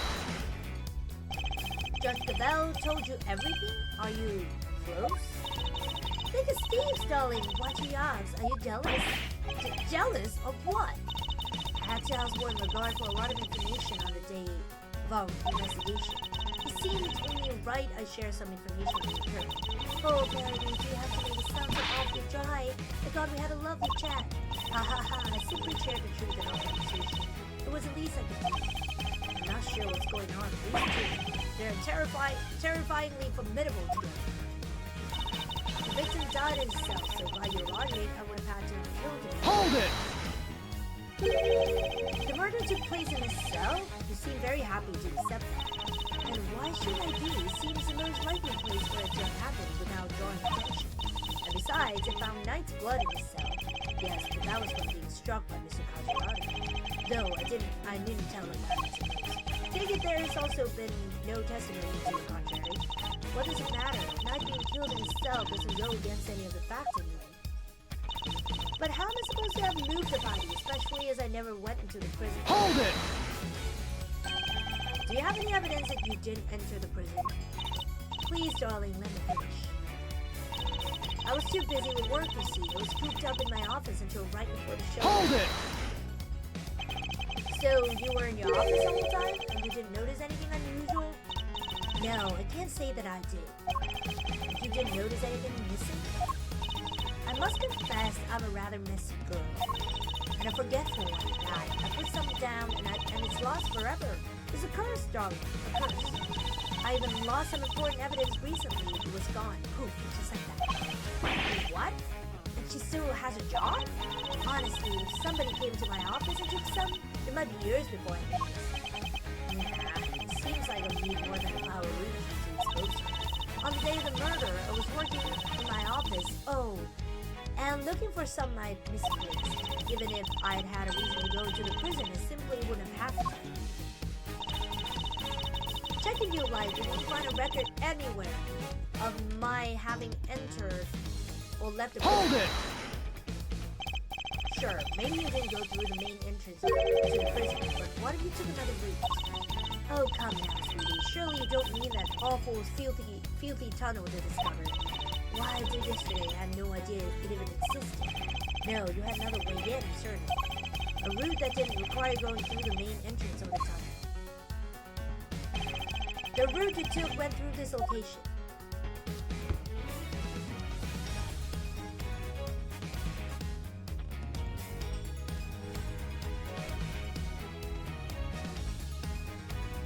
Oh shit. The yard? Take that! Through the fence. Warden, you took Knight from his cell and brought him to your office, which just happens to be connected to the yard. If you had a way through the fence, then you would have been able to circumvent both the entrance and the tunnel. Hee hee, a gold star for creativity, darling. And how would I have gotten through the fence? The extremely high fence topped with razor wire with thousands of volts of electricity going through it. Yeah, how's she supposed to have gotten through that? The fence electricity supply can be cut off from the power, and only you have the key. No one but you could have Overruled! Utterly ridiculous. The power room is on the prison side of the yard. Warden Lagarde was on the detention center side. How would she even have reached the power room? Exactly where, darling. Well, clever puss, you've dug yourself a real grave here. There's no record of Warden Lagarde having entered the prison proper?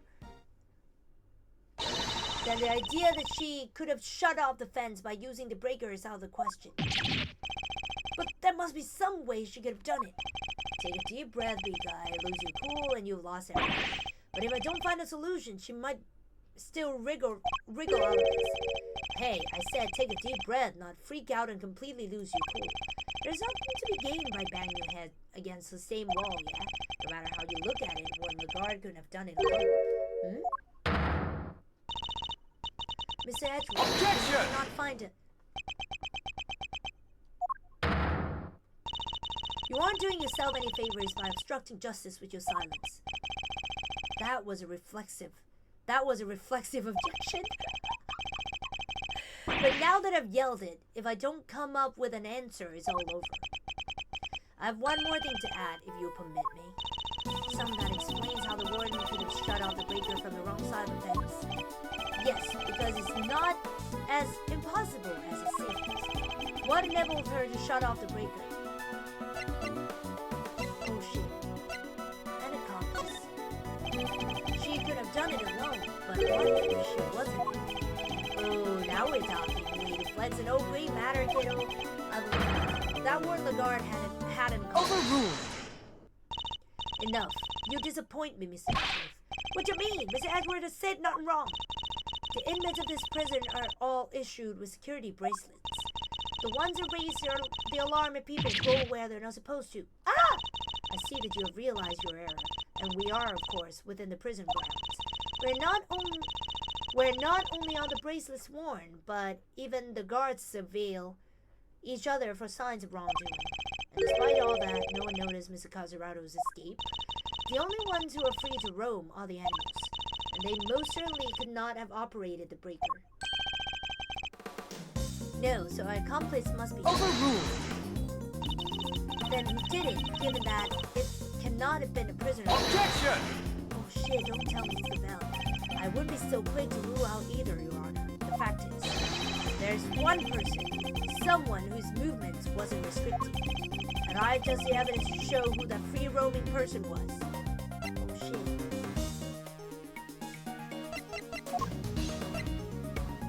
Take that! This is one of the prisoner's bracelets. Indeed, a broken bracelet belonging to a certain self-proclaimed model prisoner. What do you mean? And who is this prisoner? Oh, Mrs. Sowit. Frank Sung, Warden Lagarde's favorite inmate. strange, isn't it, Warren? That he was able to keep his broken bracelet hidden and wander freely around the prison all the while? That is pretty funky, and I don't mean in a good way. It could be the case that he was permitted some sort of special leeway today. Although you were in the habit of giving such leeway to certain others, Bodhidharma Canis was Overruled.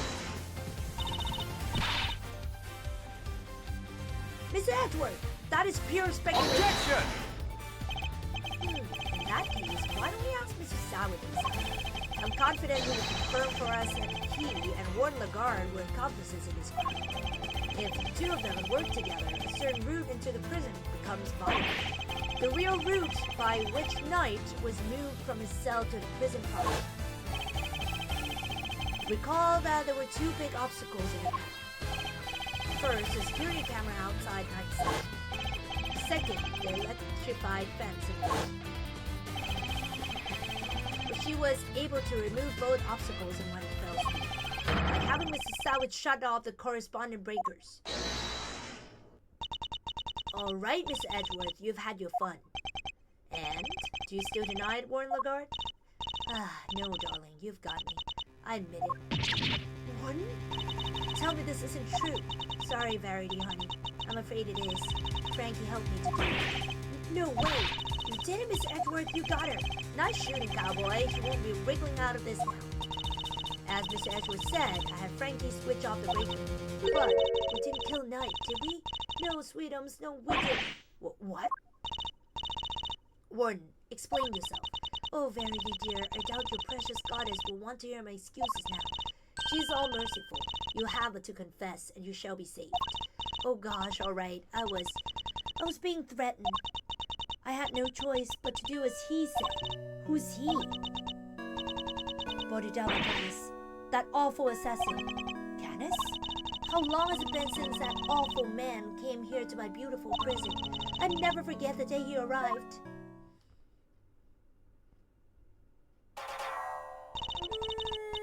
The moment we were alone, he said this to me. You should know that I have other dogs. Dogs not confined to this fine institution. Others? Yes, very loyal dogs. Dogs who would do anything I ask of them. Of course, he wasn't talking about real dogs. He was talking about his very human cronies. And then he said one last thing. I would recommend that you take care in how you treat me during my stay here. I wouldn't want to have to send my dogs on you or your precious family. I had no choice. I gave him that cell. I gave him everything he asked for. Everything? Wait, is that how he became the fixer? Yes, darling. I obeyed his every command and smuggled in for him all that he wanted. Eventually, I brought dear, sweet Frankie into a little conspiracy. He agreed right away, of course, because I made things easier for him too. So you were smuggling in contraband? How exactly? Once a week late at night, Frankie would shut off the breakers. That allowed me to go from my office into the yard without being seen by the cameras. Then I simply dropped the packages down the well on the prison side and went back through the fence. Each one of them sprites wrists with a little microphone. Oh. So that's what the spree smell was. Yes, it was a signal for Canis's dog. When it picked up the scent, he would fetch the packages and bring them back to his master. We had to make sure Rocco was in his cell at the time, of course. It can't have been easy to keep him from finding out. Oh, we are all very much creatures of habit here at the prison room. Everything runs to a schedule. Meals, exercise hours, that sort of thing. We knew when he wasn't there. And that adorable little bear was freezes with fright at the sight of Canis's dog, so there was no risk of raising the alarm.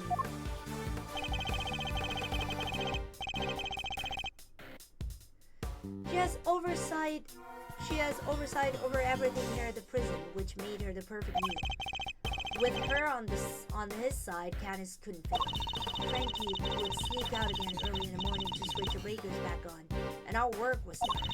Apart from fixing the time codes on the cameras, which I would do later when I got the chance. You have shared a great deal. The goddess of justice will surely take your honesty into account. I've been the most dreadful fool.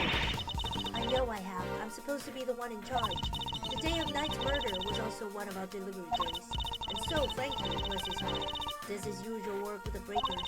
But there was no package for me to deliver that day, so I didn't go out into the yard. So that's the secret behind the fixer system. And why should we? The police have been trying to track down his accomplices for the longest time. Even I've had to lend them a hand myself. Heaven knows how many times I've hauled a secretive scoundrel into my office to talk to me. But no matter what I say or how much evidence I present him with, he simply won't say a word. That's why you were interrogating Mr. Canis over and over. Exactly. I was trying to track down those horrible hench people of his. I borrowed everything the police had on that rotten scoundrel. I watched his every move, intercepted every letter he wrote. His letters? Then I suppose she must know about his correspondent chess games too. But no matter what I did, I couldn't turn up any clues as to who his underlings were. Living in fear like this, it's... oh, you just can't comprehend it. As you have just heard for yourself, Mr. Edgeworth. The words of Warden Lagarde's confessions have cleansed her of all suspicion. Surely there's no need to hound her any longer. Has she really been cleared of all suspicion though? Or is there more about her to uncover? There's definitely. I'm sorry, Your Honor, but this conversation isn't over yet. And I think the goddess of justice would agree. So you mean to make her suffer even more than she already has? Unfortunately, her suffering under Mr. Canis does nothing to prove her innocence in Knight's murder. She admitted herself that she knew of, and even facilitated the so-called fixer's delivery. I believe she used the same route to move Knight's body. And where's your evidence, Mr. Edgeworth? It's in the fact that the sweet smell on Knight's body is the exact same scent Warren Lagarde uses to signal oblivion. What do you make of that? Well, that's because we've done it so many times by now that the whole well probably smells of it. Some of it must have just rubbed off his body. What does match? That does match a statement that Mr. Casarado provided. A smell, yeah. Always smell kinda nice down there. Nice? Gee, I don't know, smells sorta like dessert, I guess. His words would seem to suggest that the smell had permeated the air. Ah! You've been rendered speechless. Then I hereby move to adjourn this session of the court. No! What do we do, Miss Edgeworth? What can I do? Is this as far as we can go? Finally, so we are actually done? Yes, Eustace, it seems we are. By the power vested in me, this court is adjourned.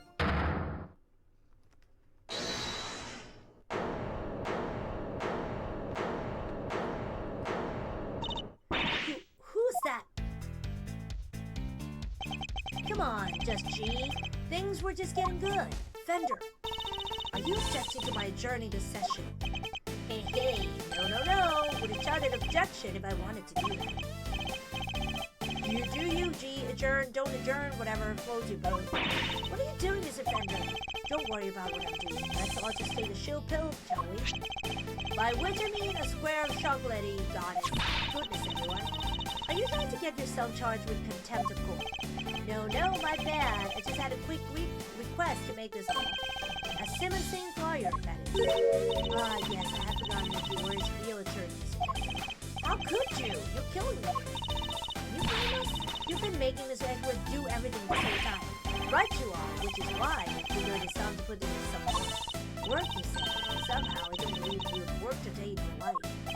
Then let's say this is me doing some prep work for the upcoming trial. Mind if I question the witness? Now, music playing. What is there left to ask? I've got a feeling in my bloody road that Thieves here has some more to tell us about the killing. Do I? Yes, indeed. See, as a major player on Team Simon, I can spot a sympathizer when I see one. And you don't think it did it, do you? So tell us who did. Come on, spill the beans. We're all in it. Mr. Edgeworth, what's he doing? He's trying to call off sport in the garden to give him something. Ask yourself, why would she go to all the trouble of sending Knight's body of such an object? It's because she wanted to frame Mr. Cass. convicted of committing murder. That could have been grounds for a transfer or to another prison. Most likely, more secure facility. And where he'd be out of her hair forever. Precisely. She saw her opportunity and seized it. No. Saint can't not be the one. That's not fair. I was all ready to prosecute him. I know, right? But maybe we should find out what she thinks first. I don't want to get a wrong guy, eh? Hey, nice. Now, Mr. Winter has to go along with it too. Well, Warden, are you happy to testify further? Of course! How could I refuse this silver-tongued devil? Well, she was frowning. Eddykins, you have such a way with words. Just doing my job, thief. Besides, one can't tell the truth without telling the whole truth, can one? I'm simply dying to tell all, Verity darling. Do say you let me. As you wish. Court is unadjourned. I can't believe you pulled that off, Miss Inspector. You, me neither. Thank you for the timely intervention. Hey, it's the least I could do. The case aren't wrong. I've been leading on guard. And besides, the defense never rests. Alright? Simmons depending on this.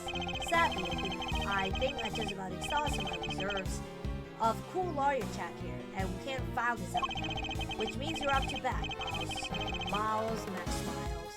Miles Max Miles. Shown that never rests here. I shall. Fabulous. Then let's get started. My truth. I really don't think anyone could have done it but that dreadful man.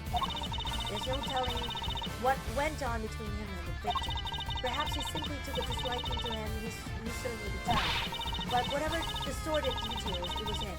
He stabbed that poor man to death. And then he had his dog dispose of the body. That simply has to be what happened. The victim, Mr. Knight, yes?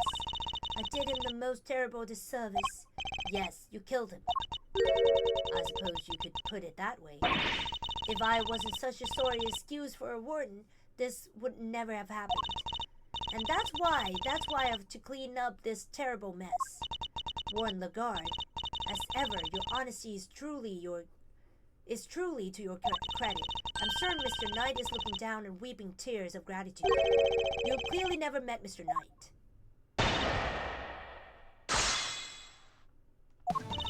I really don't think anyone could have done it but that dreadful man can. Hold it! You seem very confident in your assertion. Why is that?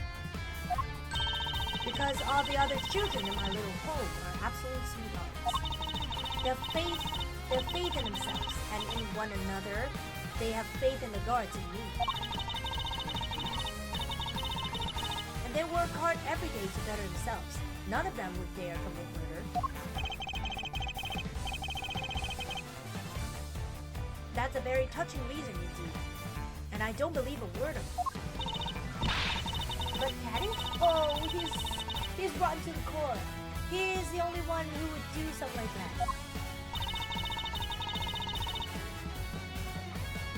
There's no telling what went on between him and the victim. Hold it!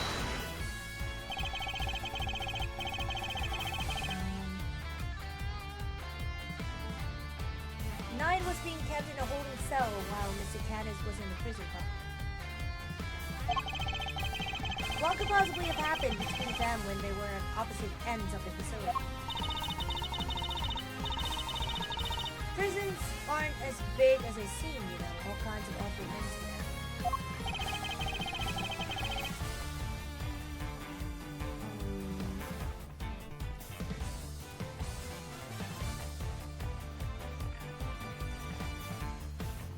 But Knight only arrived 2 days before he was murdered. I can't imagine anything significant happening in that short space of time. Then you don't know Canis, my dear. He'd find a way, I'm sure of it. Perhaps he simply took a disliking to him. He certainly did. But whatever the sordid details, it was him. He stabbed that poor man to death. Oh shit, I forgot to press.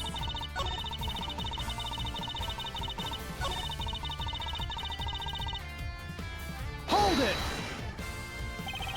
How could he take a disliking to somebody all the way over in Phoenix. Oh, I'm just plucking possibilities out of the air. As I said, there's no telling what really went on between us. He was so awfully serious on me, not that I minded. Why is she looking at me like that? So noble, so dashing in that marvelous suit, so clever. I can feel myself becoming your biggest fan, darling. I really can. Now, stay with me, Miss Edward. Nah, I wasn't prepared for that mental onslaught.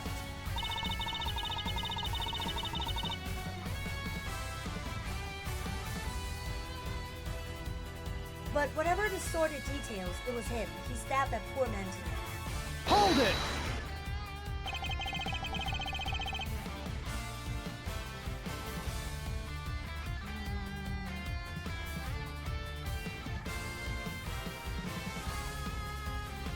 What more can you tell us about those sordid details? Well, we all know what Canis once did for a living. I doubt the killing part gave him much trouble. Especially as a victim was already injured. His neck, I think. Couldn't turn his head to the right for too.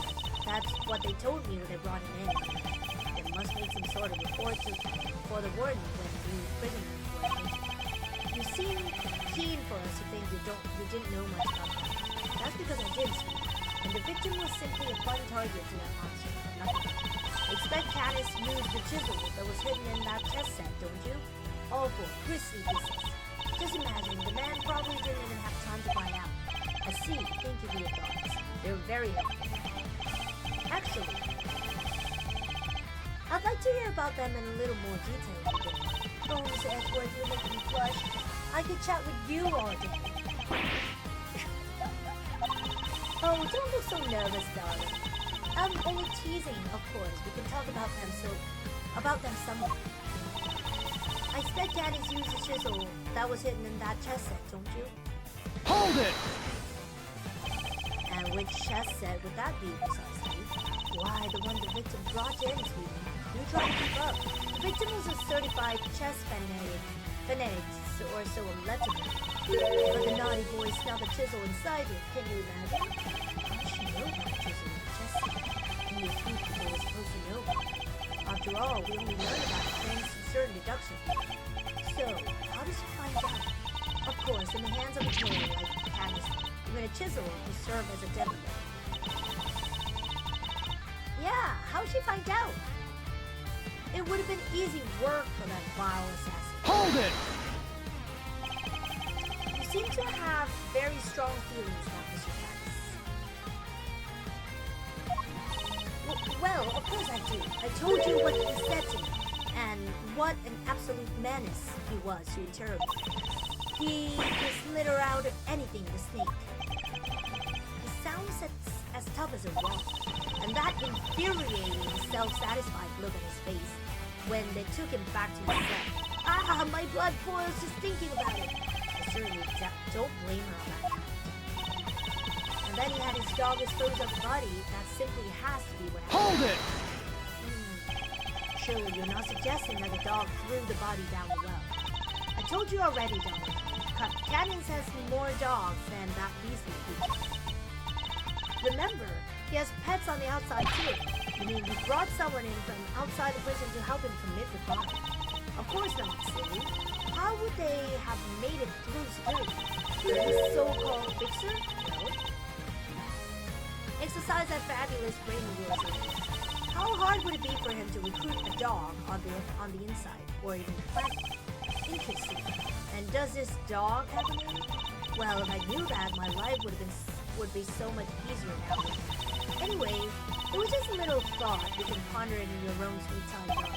She's a slippery, not going to be able to capture this line of questions. One of the guard's testimony is little more than a house party.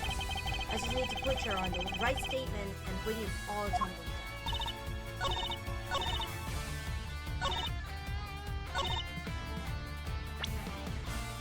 Objection!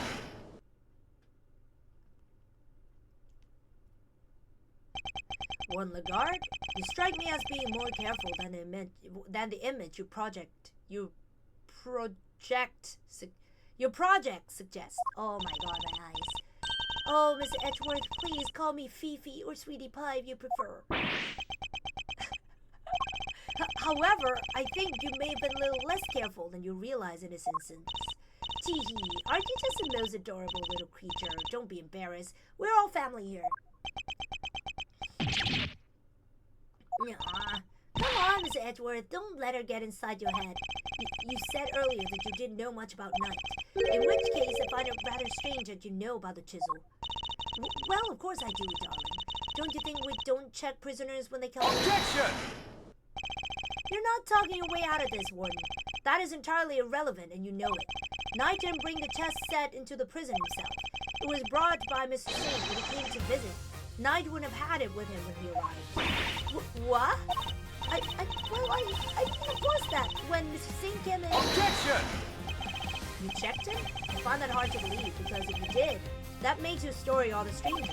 If you found the chisel, why did you not confiscate it there and then? Yay! Judge Gabelle, did you tell anyone about the hidden compartment in the chess set? I did not. If no one leaked out findings, then how exactly did you learn about the chisel, Warden?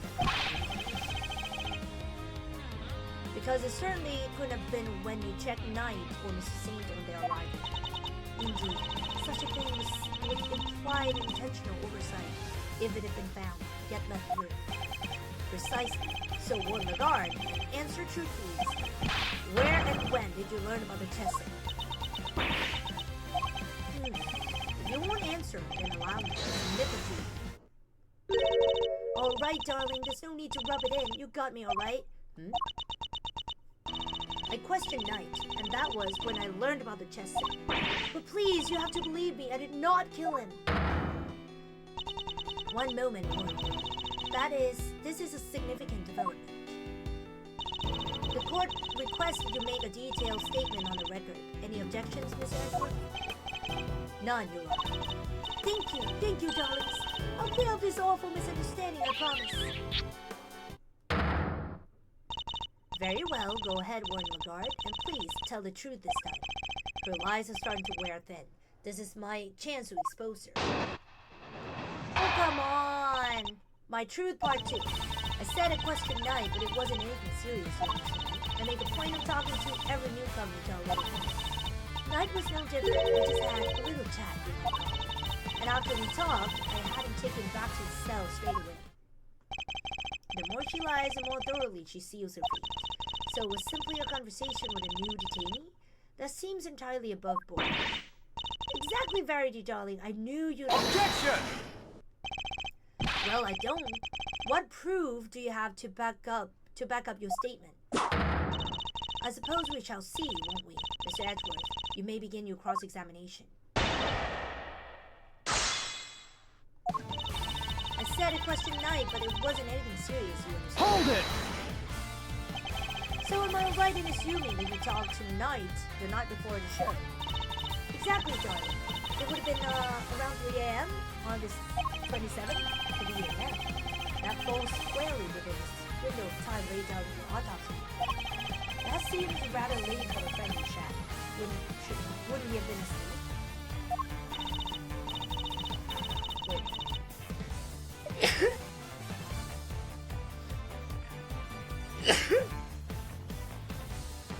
Oh no. I'm sorry, I sneezed. No, yes, but if you remember, a guard was attacked in the city. We had to examine the scene of the crime, gather information. These things take time to do. I assure you, he was wide awake. We all were. Regardless, I find it somewhat odd that you would choose to question him at such a late hour. Ooh, you're such a tease, aren't you? Anyway, no matter how odd you think it is, I had him brought to me, and that's what happened. Must you really insist on questioning every last thing I say? Sorry, please. He's like a dog with a bone sometimes. I'll be sure to scold him once we're done. Though, would you mind giving us a little more info? Like where you had him brought to? My office, of course. Where else? Her office, which is where we believe the body was moved. Would you mind appending what you just said to your testimony? Anything for you, darling. It was around 3 a.m. the night before the show. I had him bring him to my office. Hold it! Remind me where your office is. You've seen the sign in the detention center corridor, right? The one that says no entry? That's it, sweetie. My office is just up there. A short walk from the holding cell. I understand you also have access to the yard. Why, of course. That's where my gorgeous little garden is. Oh, I see where you're going with this. You were saying that's how I moved the body. You had the means and the opportunity. It's hardly possible. Overruled. Thought being possible proves nothing. You have no evidence for this assertion. Objection! There's no other way that the body could have been moved. Overruled. Surely you haven't forgotten that it was Mr. Sane who dropped Mr. Knight's body down the well. Yeah, what she said. You were miles off, Betty. Nah, probably. I probably shouldn't push this any further. Make a point of talking to every newcomer into our little home. Hold it! What did you and Knight speak about? Oh, nothing much. And some small talk really. I asked him about what animals he liked, what his hobbies were, his hobbies. I imagine we talked about chess. Oh yes, I could stop talking about it in fact. He even had a piece of paper covered with little notes about it himself. At least I think that's what they were about. So did you see Knight's corresponding chess diagram? Knight was no different. We just had a little chat, you might call it. Hold it! How was he when you spoke to him? Oh, he was so open and honest. What? With that guy? Honest? He was talking about one croissant and promoting a prawn. I suppose he must have been hungry? On croissant and promoting a prawn. It seems he spared no one from his obsession with stress. And after we talked, I had him taken back to his self-statement. Oh shit. She likes to get to know all the peeps on the Chummy prison ordinance, you ask me. Chummy? She killed the man, detention. Poor guy would have been in cuffs, not to mention neck brace. He was defenseless. When the guard was murdered, the evidence points to that conclusion. No.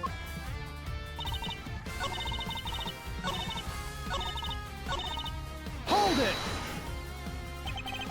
If he really had gone back to his cell, he would still be alive.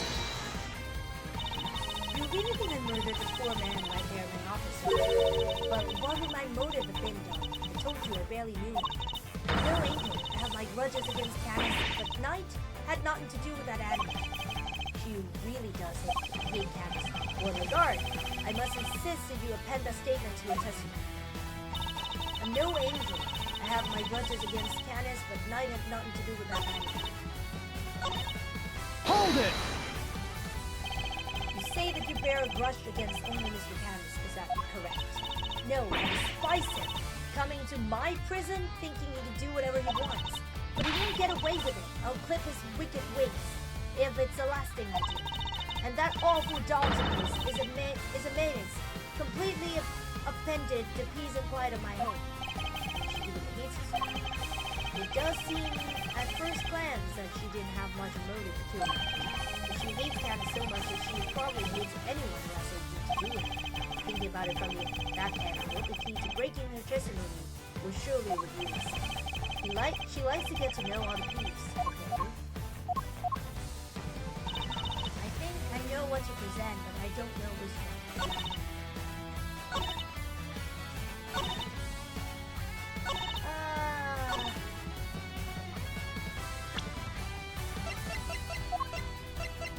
Objection!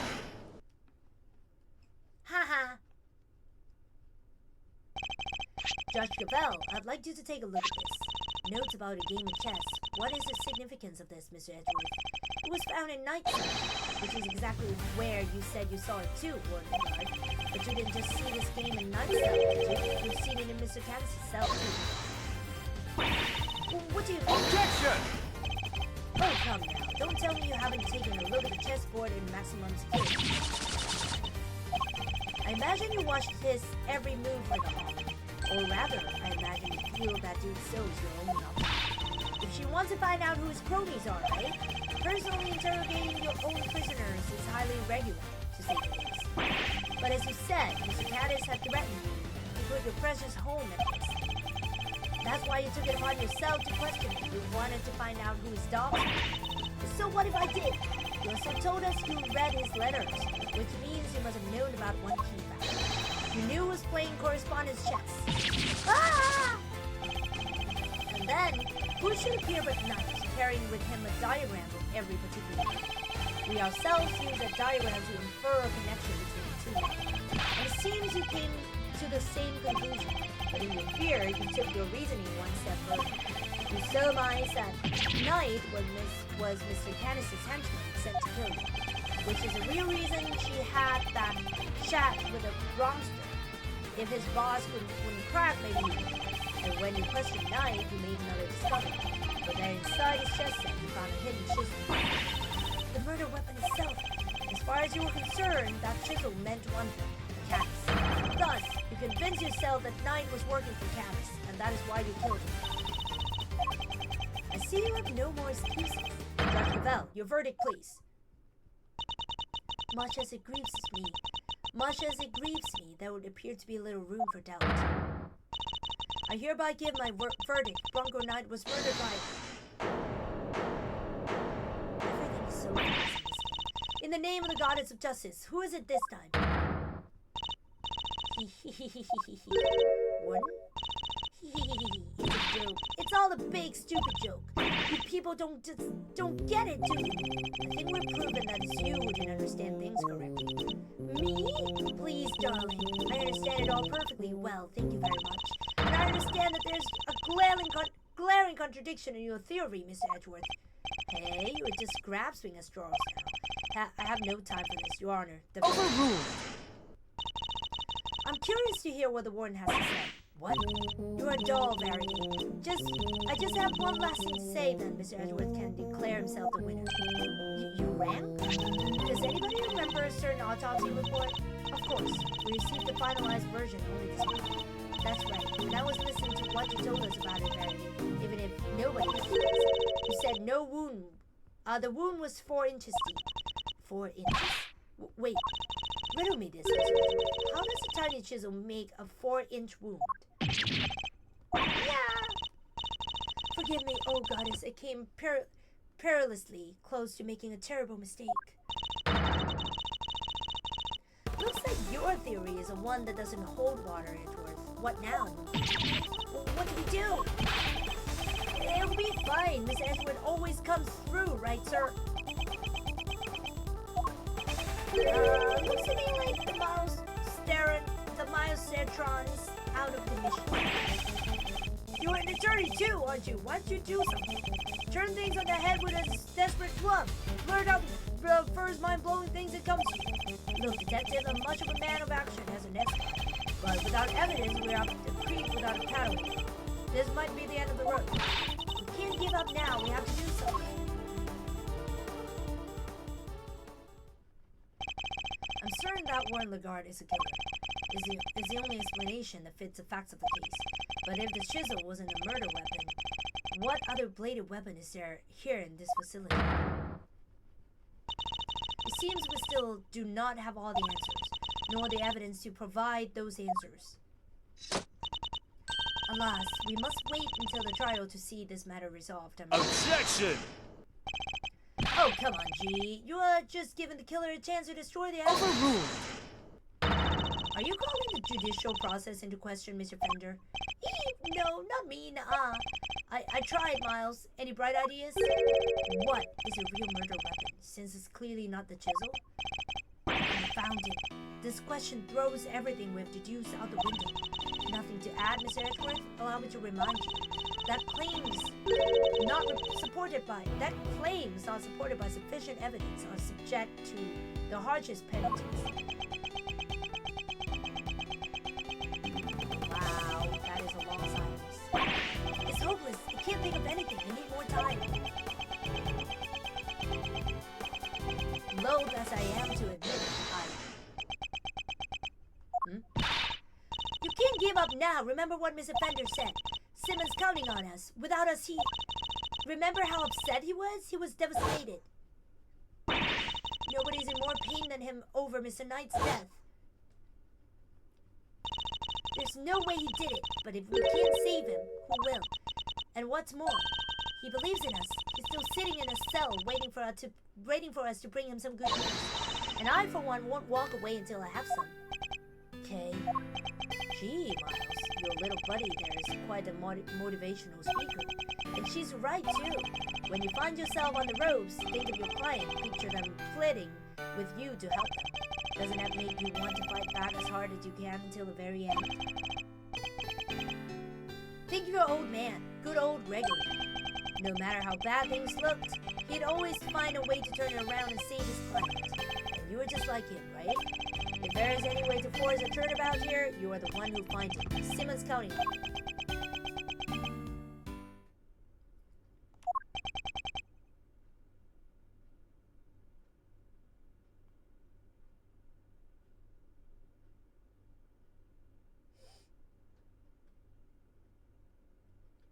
Judge Cavell. You seem to have recovered your composure, Miss Edgeworth. But if you mean to attempt a defense, I would advise you to consider the ramifications. You have repeatedly proposed misguided theories and have made numerous false accusations. Well, you too, Cavell. Come on. If you do so again, I will have no choice but to judge you unfit to serve as a prosecutor and relieve you of your badge for good. She's right. I have put forward a number of theories that proved to be flawed in one way or another. Have I made some sort of fundamental oversight? Wait, she said my theories were misguided. Not to say, then the court will tolerate no more of your tardiness. I hereby, sir, Mr. Edgeworth, give my verdict. That's it. I've been thinking about it the wrong way all this time. My theories weren't misguided. It was being misled. Misled. Not mizzled. I was being misled. The defendant is saying... I think it's a little soon for that, Your Honor. I'd say it's well past due, darling. Wouldn't you agree, Verity? Mr. Edgeworth? You may proceed. What? I'd like to remind you of a few things. The sighting of his dog helmet, the fact that he wasn't at the show. These and other factors made Mr. Canis the obvious suspect. Overruled! This again, Mr. Edgeworth. You seem almost proud of your... Hold it! But what if the real killer wanted us to suspect Mr. Canis? What if it was all carefully arranged? And what if the same was true? And what if the same was true of the chisel, our purported murder weapon? Knight had been stabbed multiple times in the same place with a blade at it. What if it was stabbed with a chisel after the real murder weapon had been removed? Just to leave traces of blood on it for us to find. That was how the killer misled us into thinking the chisel was a murder weapon. But why mislead us in this way? Why make us think the chisel was a murder weapon rather than whatever was really?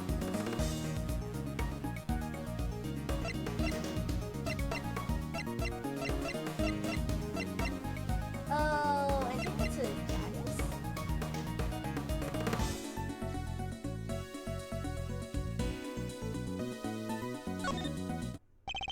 Warden, you took advantage of what the chisel seemed to suggest.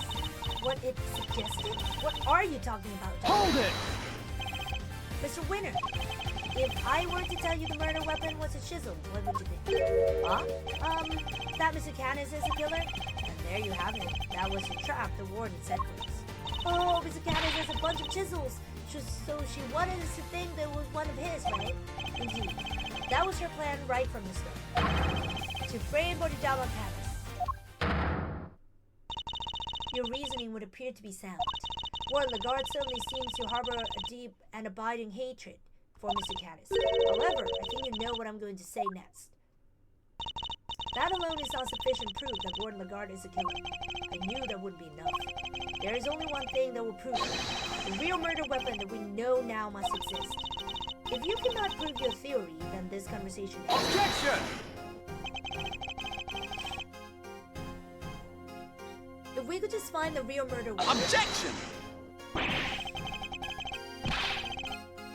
How many times do we have to go over this? We searched the prison from top to bottom. Eustace is quite correct. No other possible murder weapon has been found, so I'm afraid you are at a bit of an Impassive. Objection! Impassive? Is that how you read it? I can still prove my case yet, Your Honor, because it's still here inside this prison. This would have made sure of that. The security gate. I'm glad you at least remember what it is. And do you remember what it does? Of course I do. I'm not an idiot. The security gate detects metal. Oh, it's inside Emily, which means you can't bring anything metal into the prison or take it out. Oh.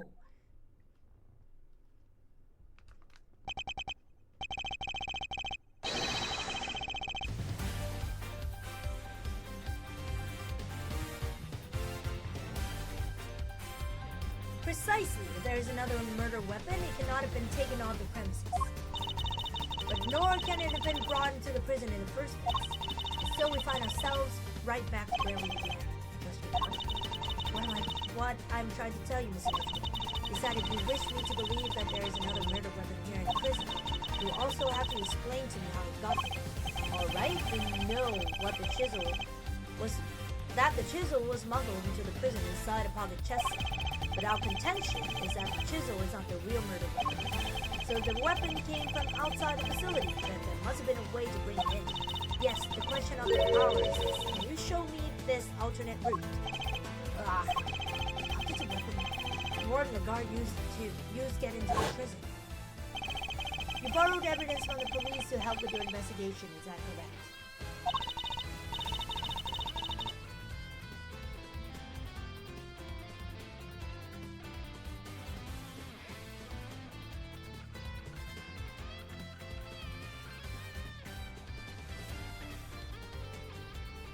Why, yes, sweetie. Everything related to Candace is with me. Heaven knows how many times I've hauled a secretive scoundrel to my office to talk.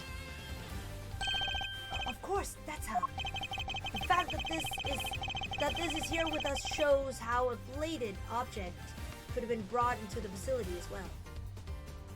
What the heck?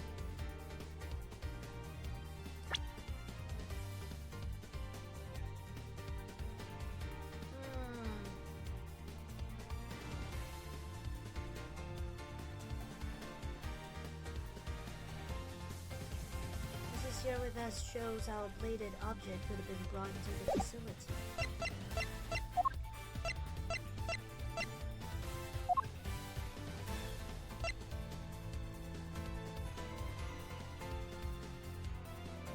Take that!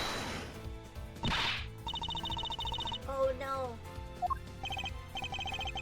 Overruled!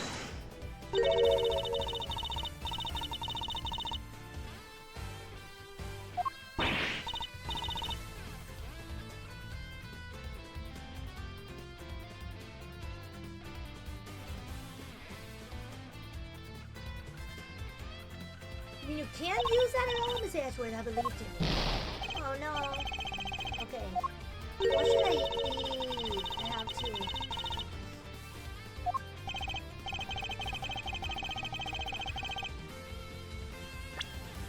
So there isn't a way some made of metal could have gotten in here undetected after all? There is. And it involves things coming into the prison that weren't brought by a visitor. Oh, the chest!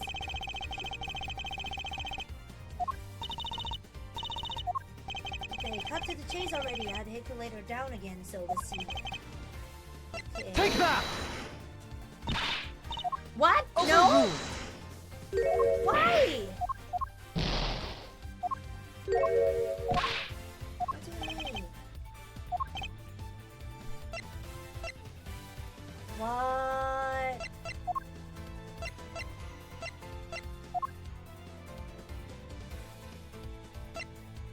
What do you mean? The fact that this is here with us shows how a bladed object could have been brought into the facility as well.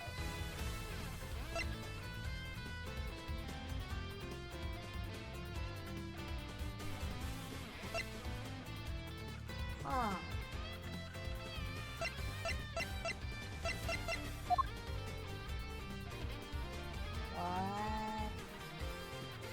Wait.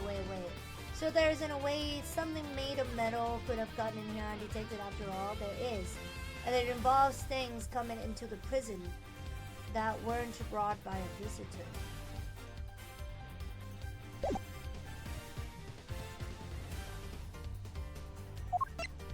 Take that! Overruled! What do you mean? It shouldn't have been hard for this one. That weren't brought by a visitor. We have a piece of evidence that shows how metal objects could be brought in without raising the alarm.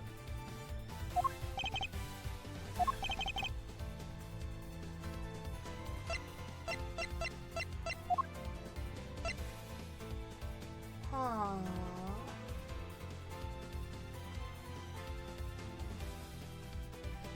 Huh.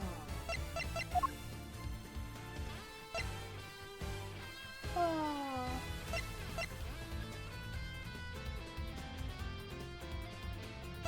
What is it?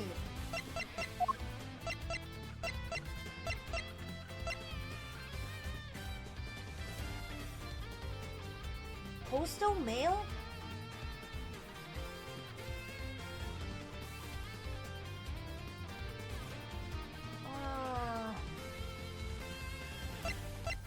Take that! Overruled! Oh no!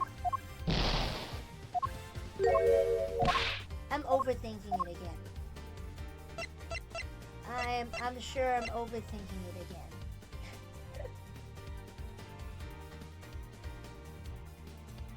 Oh wait. Is this stream cut short? Wait, is it cut short? Is it still streaming? Because I don't see it. Is it still streaming? Oh, it is. Okay. Still streaming. Okay, thank you. Because I don't see it in my computer. Okay. Oh well. Okay, I think I'm overthinking it again. The fact that this is here with us shows how a bladed object could have been brought into the facility as well. I presented this one and it wasn't there. A bladed object.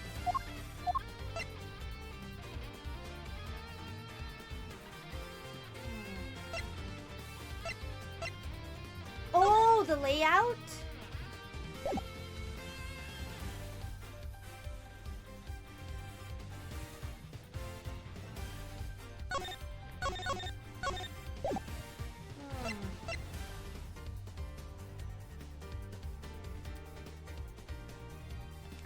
Let's see.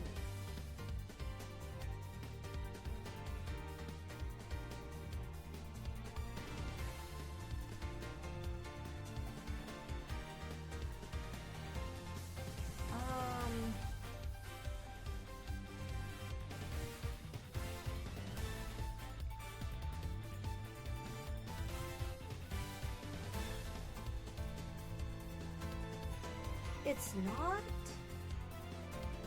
something else. The bell? Take that! Allow me to remind you of our conversation, Mr. Candace, yesterday. Yes, it was, but one of my bells. One of the only two in existence. Just two? Two and only two. One of my knife and one of my beloved helmet. Exquisitely crafted. Utterly unique. My ears are my guide after all. And I must be able to use my tools, precisely. Of course, as you said, the knife has long since been taken from me. So you see, there's a way for objects to be brought into the prison and scrutinized. As part of the evidence, Warden Lagarde borrowed from the police. What? Mr. Candace's knife was part of the evidence in the case against him, and that evidence was here in the prison. Not only that, but the knife has a certain bell attached to it. The bell that was attached to the chisel. Correct. The killer took the bell from the knife and attached it to the chisel. But that can't be right. The chisel only had Mr. Knight's fingerprints on it. Easier enough to explain if the killer wore gloves. She made it look as if the chisel was the murder weapon and then attached the bell to it. In so doing, she made sure that all the evidence pointed to Mr. Canis. And who had access to the evidence from which a bell was taken? Why? Only the person to whom it had been entrusted. Who was it, sir? Who's been messing with the evidence? I believe that would be you. Isn't that correct? The bell's not exactly rare, you know. Anybody could have set them. Objection! Hey, unluckily for you, that isn't quite true. These particular bells are unique because there are only 2 of them in the city. What? By attaching that bell to the chisel, you as good as declared yourself the true. But you don't have any proof that the knife was ever even here to begin. Hold it! I don't, not yet. Mr. Winner, I'd like to order another search of the prison right away. Huh? But if you do find something, that's going to make things awkward for me. This isn't about what's convenient for you. We have to find the truth. You're a prosecutor, aren't you? Well, yeah, but you know, this worthless excuse for a prosecutor. If I had investigative authority, I wouldn't be sitting on it. Anyhow, it's not my decision to make. The warden would have to authorize it. You know full well that she would do no such thing. If you have the power to insist on a search, use it. Sorry, darling, but not without that evidence. The goddess of justice cannot bestow her blessing on those who lack the proof to support their claims. Our work is done. The rest of the matter will have to be settled in the courtroom. It's inside the alligator! No, we give Lagarde the opportunity to destroy whatever evidence is left. I have to object. I have to stop them. But what do I say? I don't have anything concrete to offer. What am I thinking? I'm never this reckless. No, I can't back down now. I've got to put everything on the line. I'm not a prosecutor right now. I'm an associate attorney with a client to defend. Only I can save Mr. Saint, and that means. Even now, if my chances are 1,000,000 to 1, it's still worth a shot. It's now or never. Should I object? Object! I suppose this must be how a certain serial bluffer always feels. Ah, regardless, I cannot walk away. Objection! Wait, Your Honor. This had better be good, Miss Edgeworth. I've got it. Got what exactly? The real murder weapon, of course. I know where Mr. Caddis's knife is. Do you really, Mr. Edgeworth? I do, not at all. If I did not know better, I would say that you were bluffing. You wound me, Your Honor. I don't know the meaning of the word. God, this is terrible for my heart. There's no way you could. It's not here, I tell you. Well, would you be so kind to enlighten us? Where's a real murder weapon? Think, Miles, think. Somewhere not even the police would search. Blind spot in the zoo. A hiding place that the warden could be absolutely sure of. A hidden place. A hiding place. No. If you insist, come on, Hamlet, open them. Huh?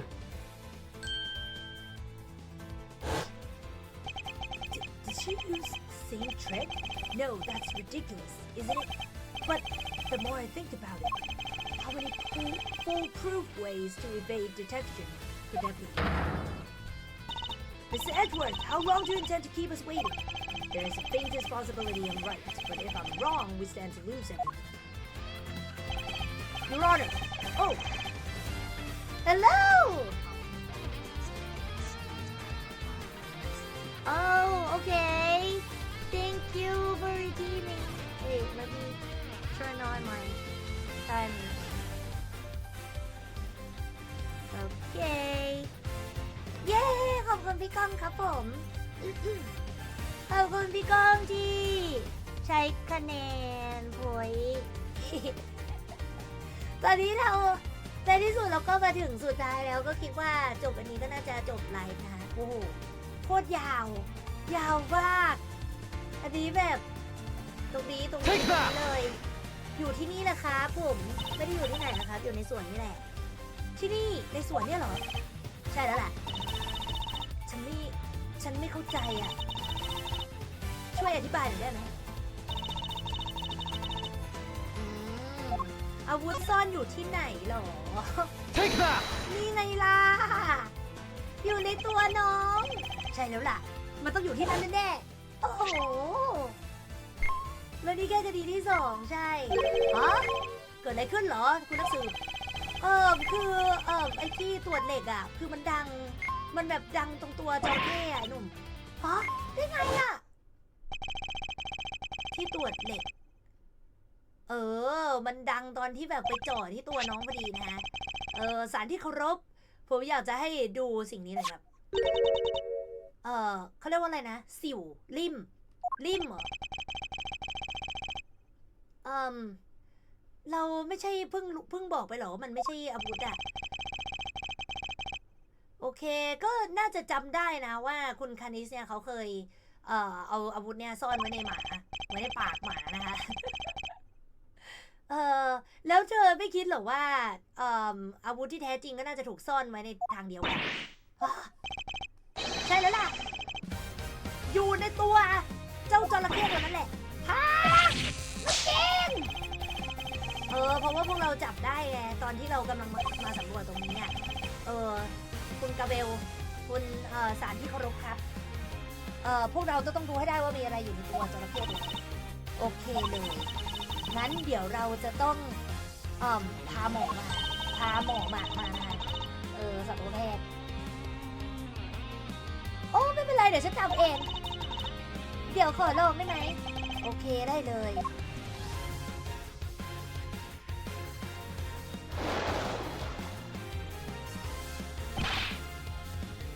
ผู้คุมประกาศ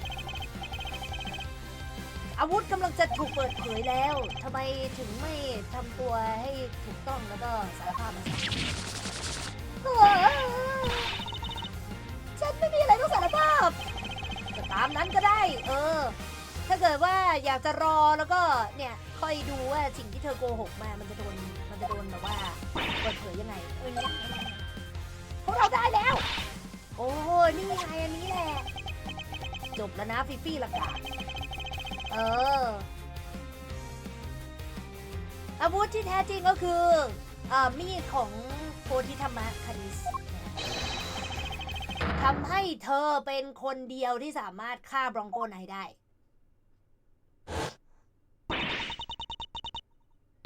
ฉันไม่ได้เป็นคนผิดนะที่เป็นการกระทำของคานิสฉันทำสิ่งที่ถูกแล้วเขาเป็นคนทำคานิสเป็นคนเลวเป็นคนชั่วเขามาทำลายบ้านที่น่ารักของฉันถ้าเกิดว่าเขาไม่มาจะต้องมีความสุขตลอดไปเขาแบบว่าจะไม่สวรรค์ของฉันโดนทำลายอยากจะฆ่ามันให้ตายไอ้คนชั่วคนเลว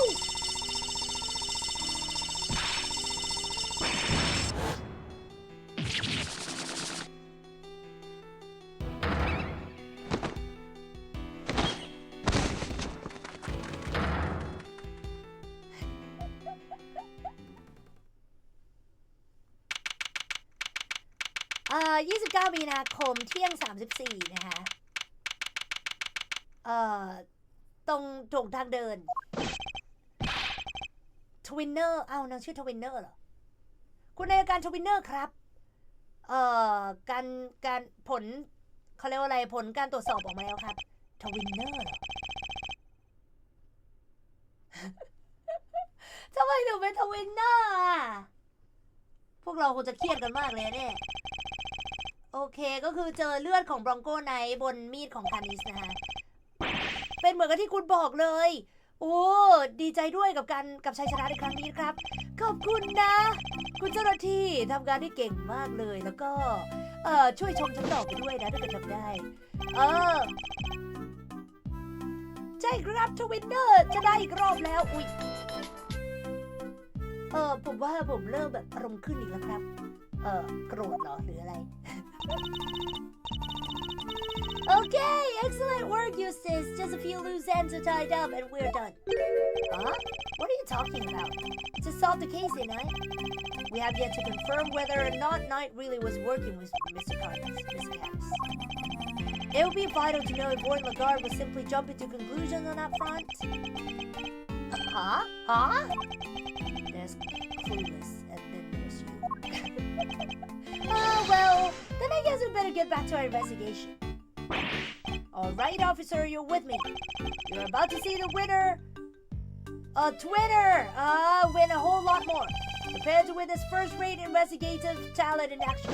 Yes, sir. I'm right with you, sir. Can't wait to watch you at work. It's winning time! I expect this case will cause quite a stir. The attempted murder of a president is news enough, and now this would-be assassin has been murdered. But Knight never sought to kill the president in the first place. The truth is not always as important as it might seem, Miss Edwards, in the eyes of both society and the law. How could you even say that? You do not have to believe me, however. As a prosecutor, Mr. Edwards is obliged to accept that this is a reality of the world he operates in. Being a prosecutor is about more than proving people guilty. That's what I believe.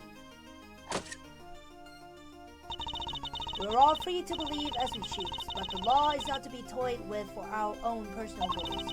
If you refuse to accept this, then you must prepare to suffer on the consequences. What does that even mean? Wait, you're not gonna take it? I'm afraid I must be going. Farewell, Miss Edwards.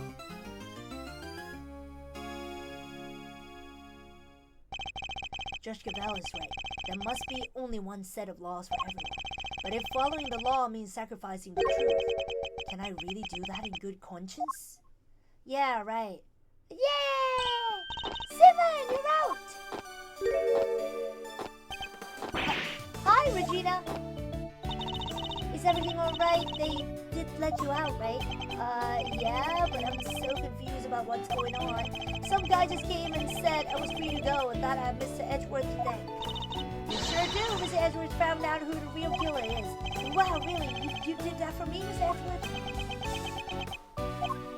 Oh, no. Stop staring at me like that. I'm innocent, I swear. Don't pull the rug out from under me now.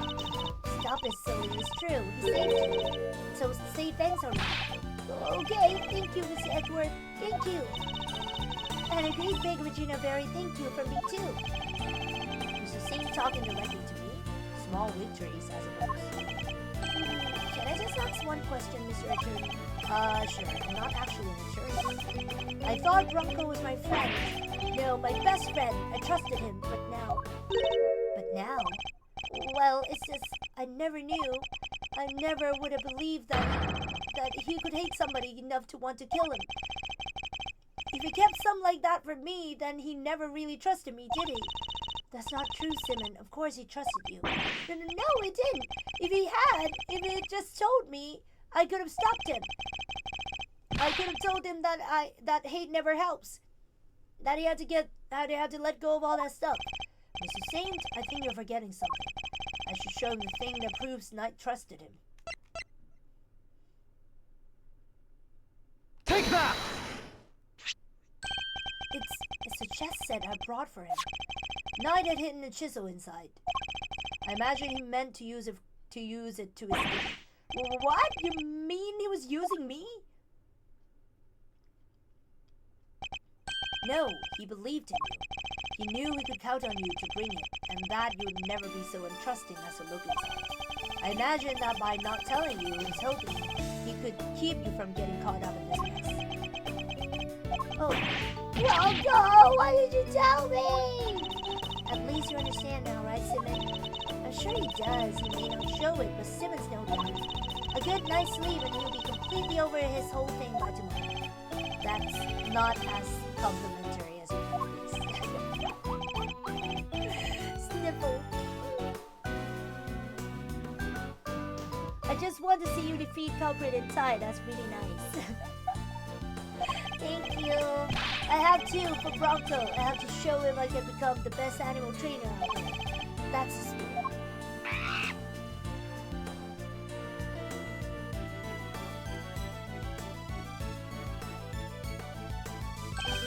Oh, I almost forgot. We're doing a new show soon. I'd love it if you could come, Miss Andrew. Are we joining Regina on stage for this one? That's right, the very big circus is the biggest, most fabulous event in town. You have poodles of fun. Sounds great, doesn't it, Mr. Edgeworth? Come on, we have to go. Well, I'll think about it. Alright, Simon, we've got some training to do. I think it's time you and Regent got acquainted. What? Regent Tiger? No way again. No. Oh, you'll be fine, silly. You never met a nicer kitty cat. I can't. Please retreat on anything but that, please. Another satisfied customer. Well, that was really something, Smiles. Talk about pulling it out of the bag. I couldn't have done it without you, Pepper. Without your timely intervention, she would have gotten away. Besides, I have to be thankful for even being able to investigate the case in the first place. Oh, stop it. Patting the back any harder and you're gonna make me blush. Or Tupperware. I suppose it would be asking too much for you to take it seriously. Seriously? Miles, my friend, I'm always serious. Anyway, how does it feel to save an innocent client? That's what it means to be an attorney, after all. To be an attorney. Gotta say, having passed reminded me of the good old days. Like Gregory was standing there right beside me. Hey, it's been like a zillion years since I felt as warm and fuzzy on the job. That's good? Bittersweet? I'm not sure. Say, Miles, you ever thought about going to the defense game full time? Excuse me? You know, pick up where Gregory left off. Get out there and actually help people. Hey, pal, don't get any big ideas, but Edgeworth ain't about to switch sides. Why not? Coming over to the light side's all the rage. Everybody's doing it these days. Come on, Mr. Fender, you know it's not about that. Chill, team, chill. Don't get it twisted. I was just asking a perfectly innocent question. No, you weren't. The heck you weren't. Hey, looks like you've got a mean defense team there yourself, Miles. Fender, I'm a prosecutor. Yup, and I'm a attorney. You could be one too. I'm serious. Well, I've said my piece. You change your mind, you know who's right. Ghostbuster! I'll be waiting. Bye-bye.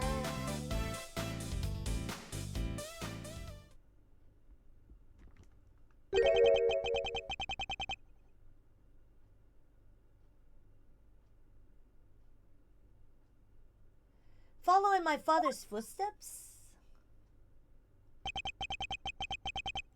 Could I really do such a thing? I'm going to become a defense attorney, just like my dad. Yeah, he used to want to become an attorney, just like Gregory. An attorney like my father. Me? Well, you have the potential.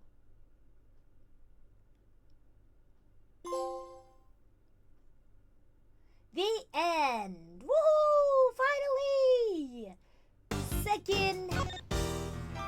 The second turnabout ended.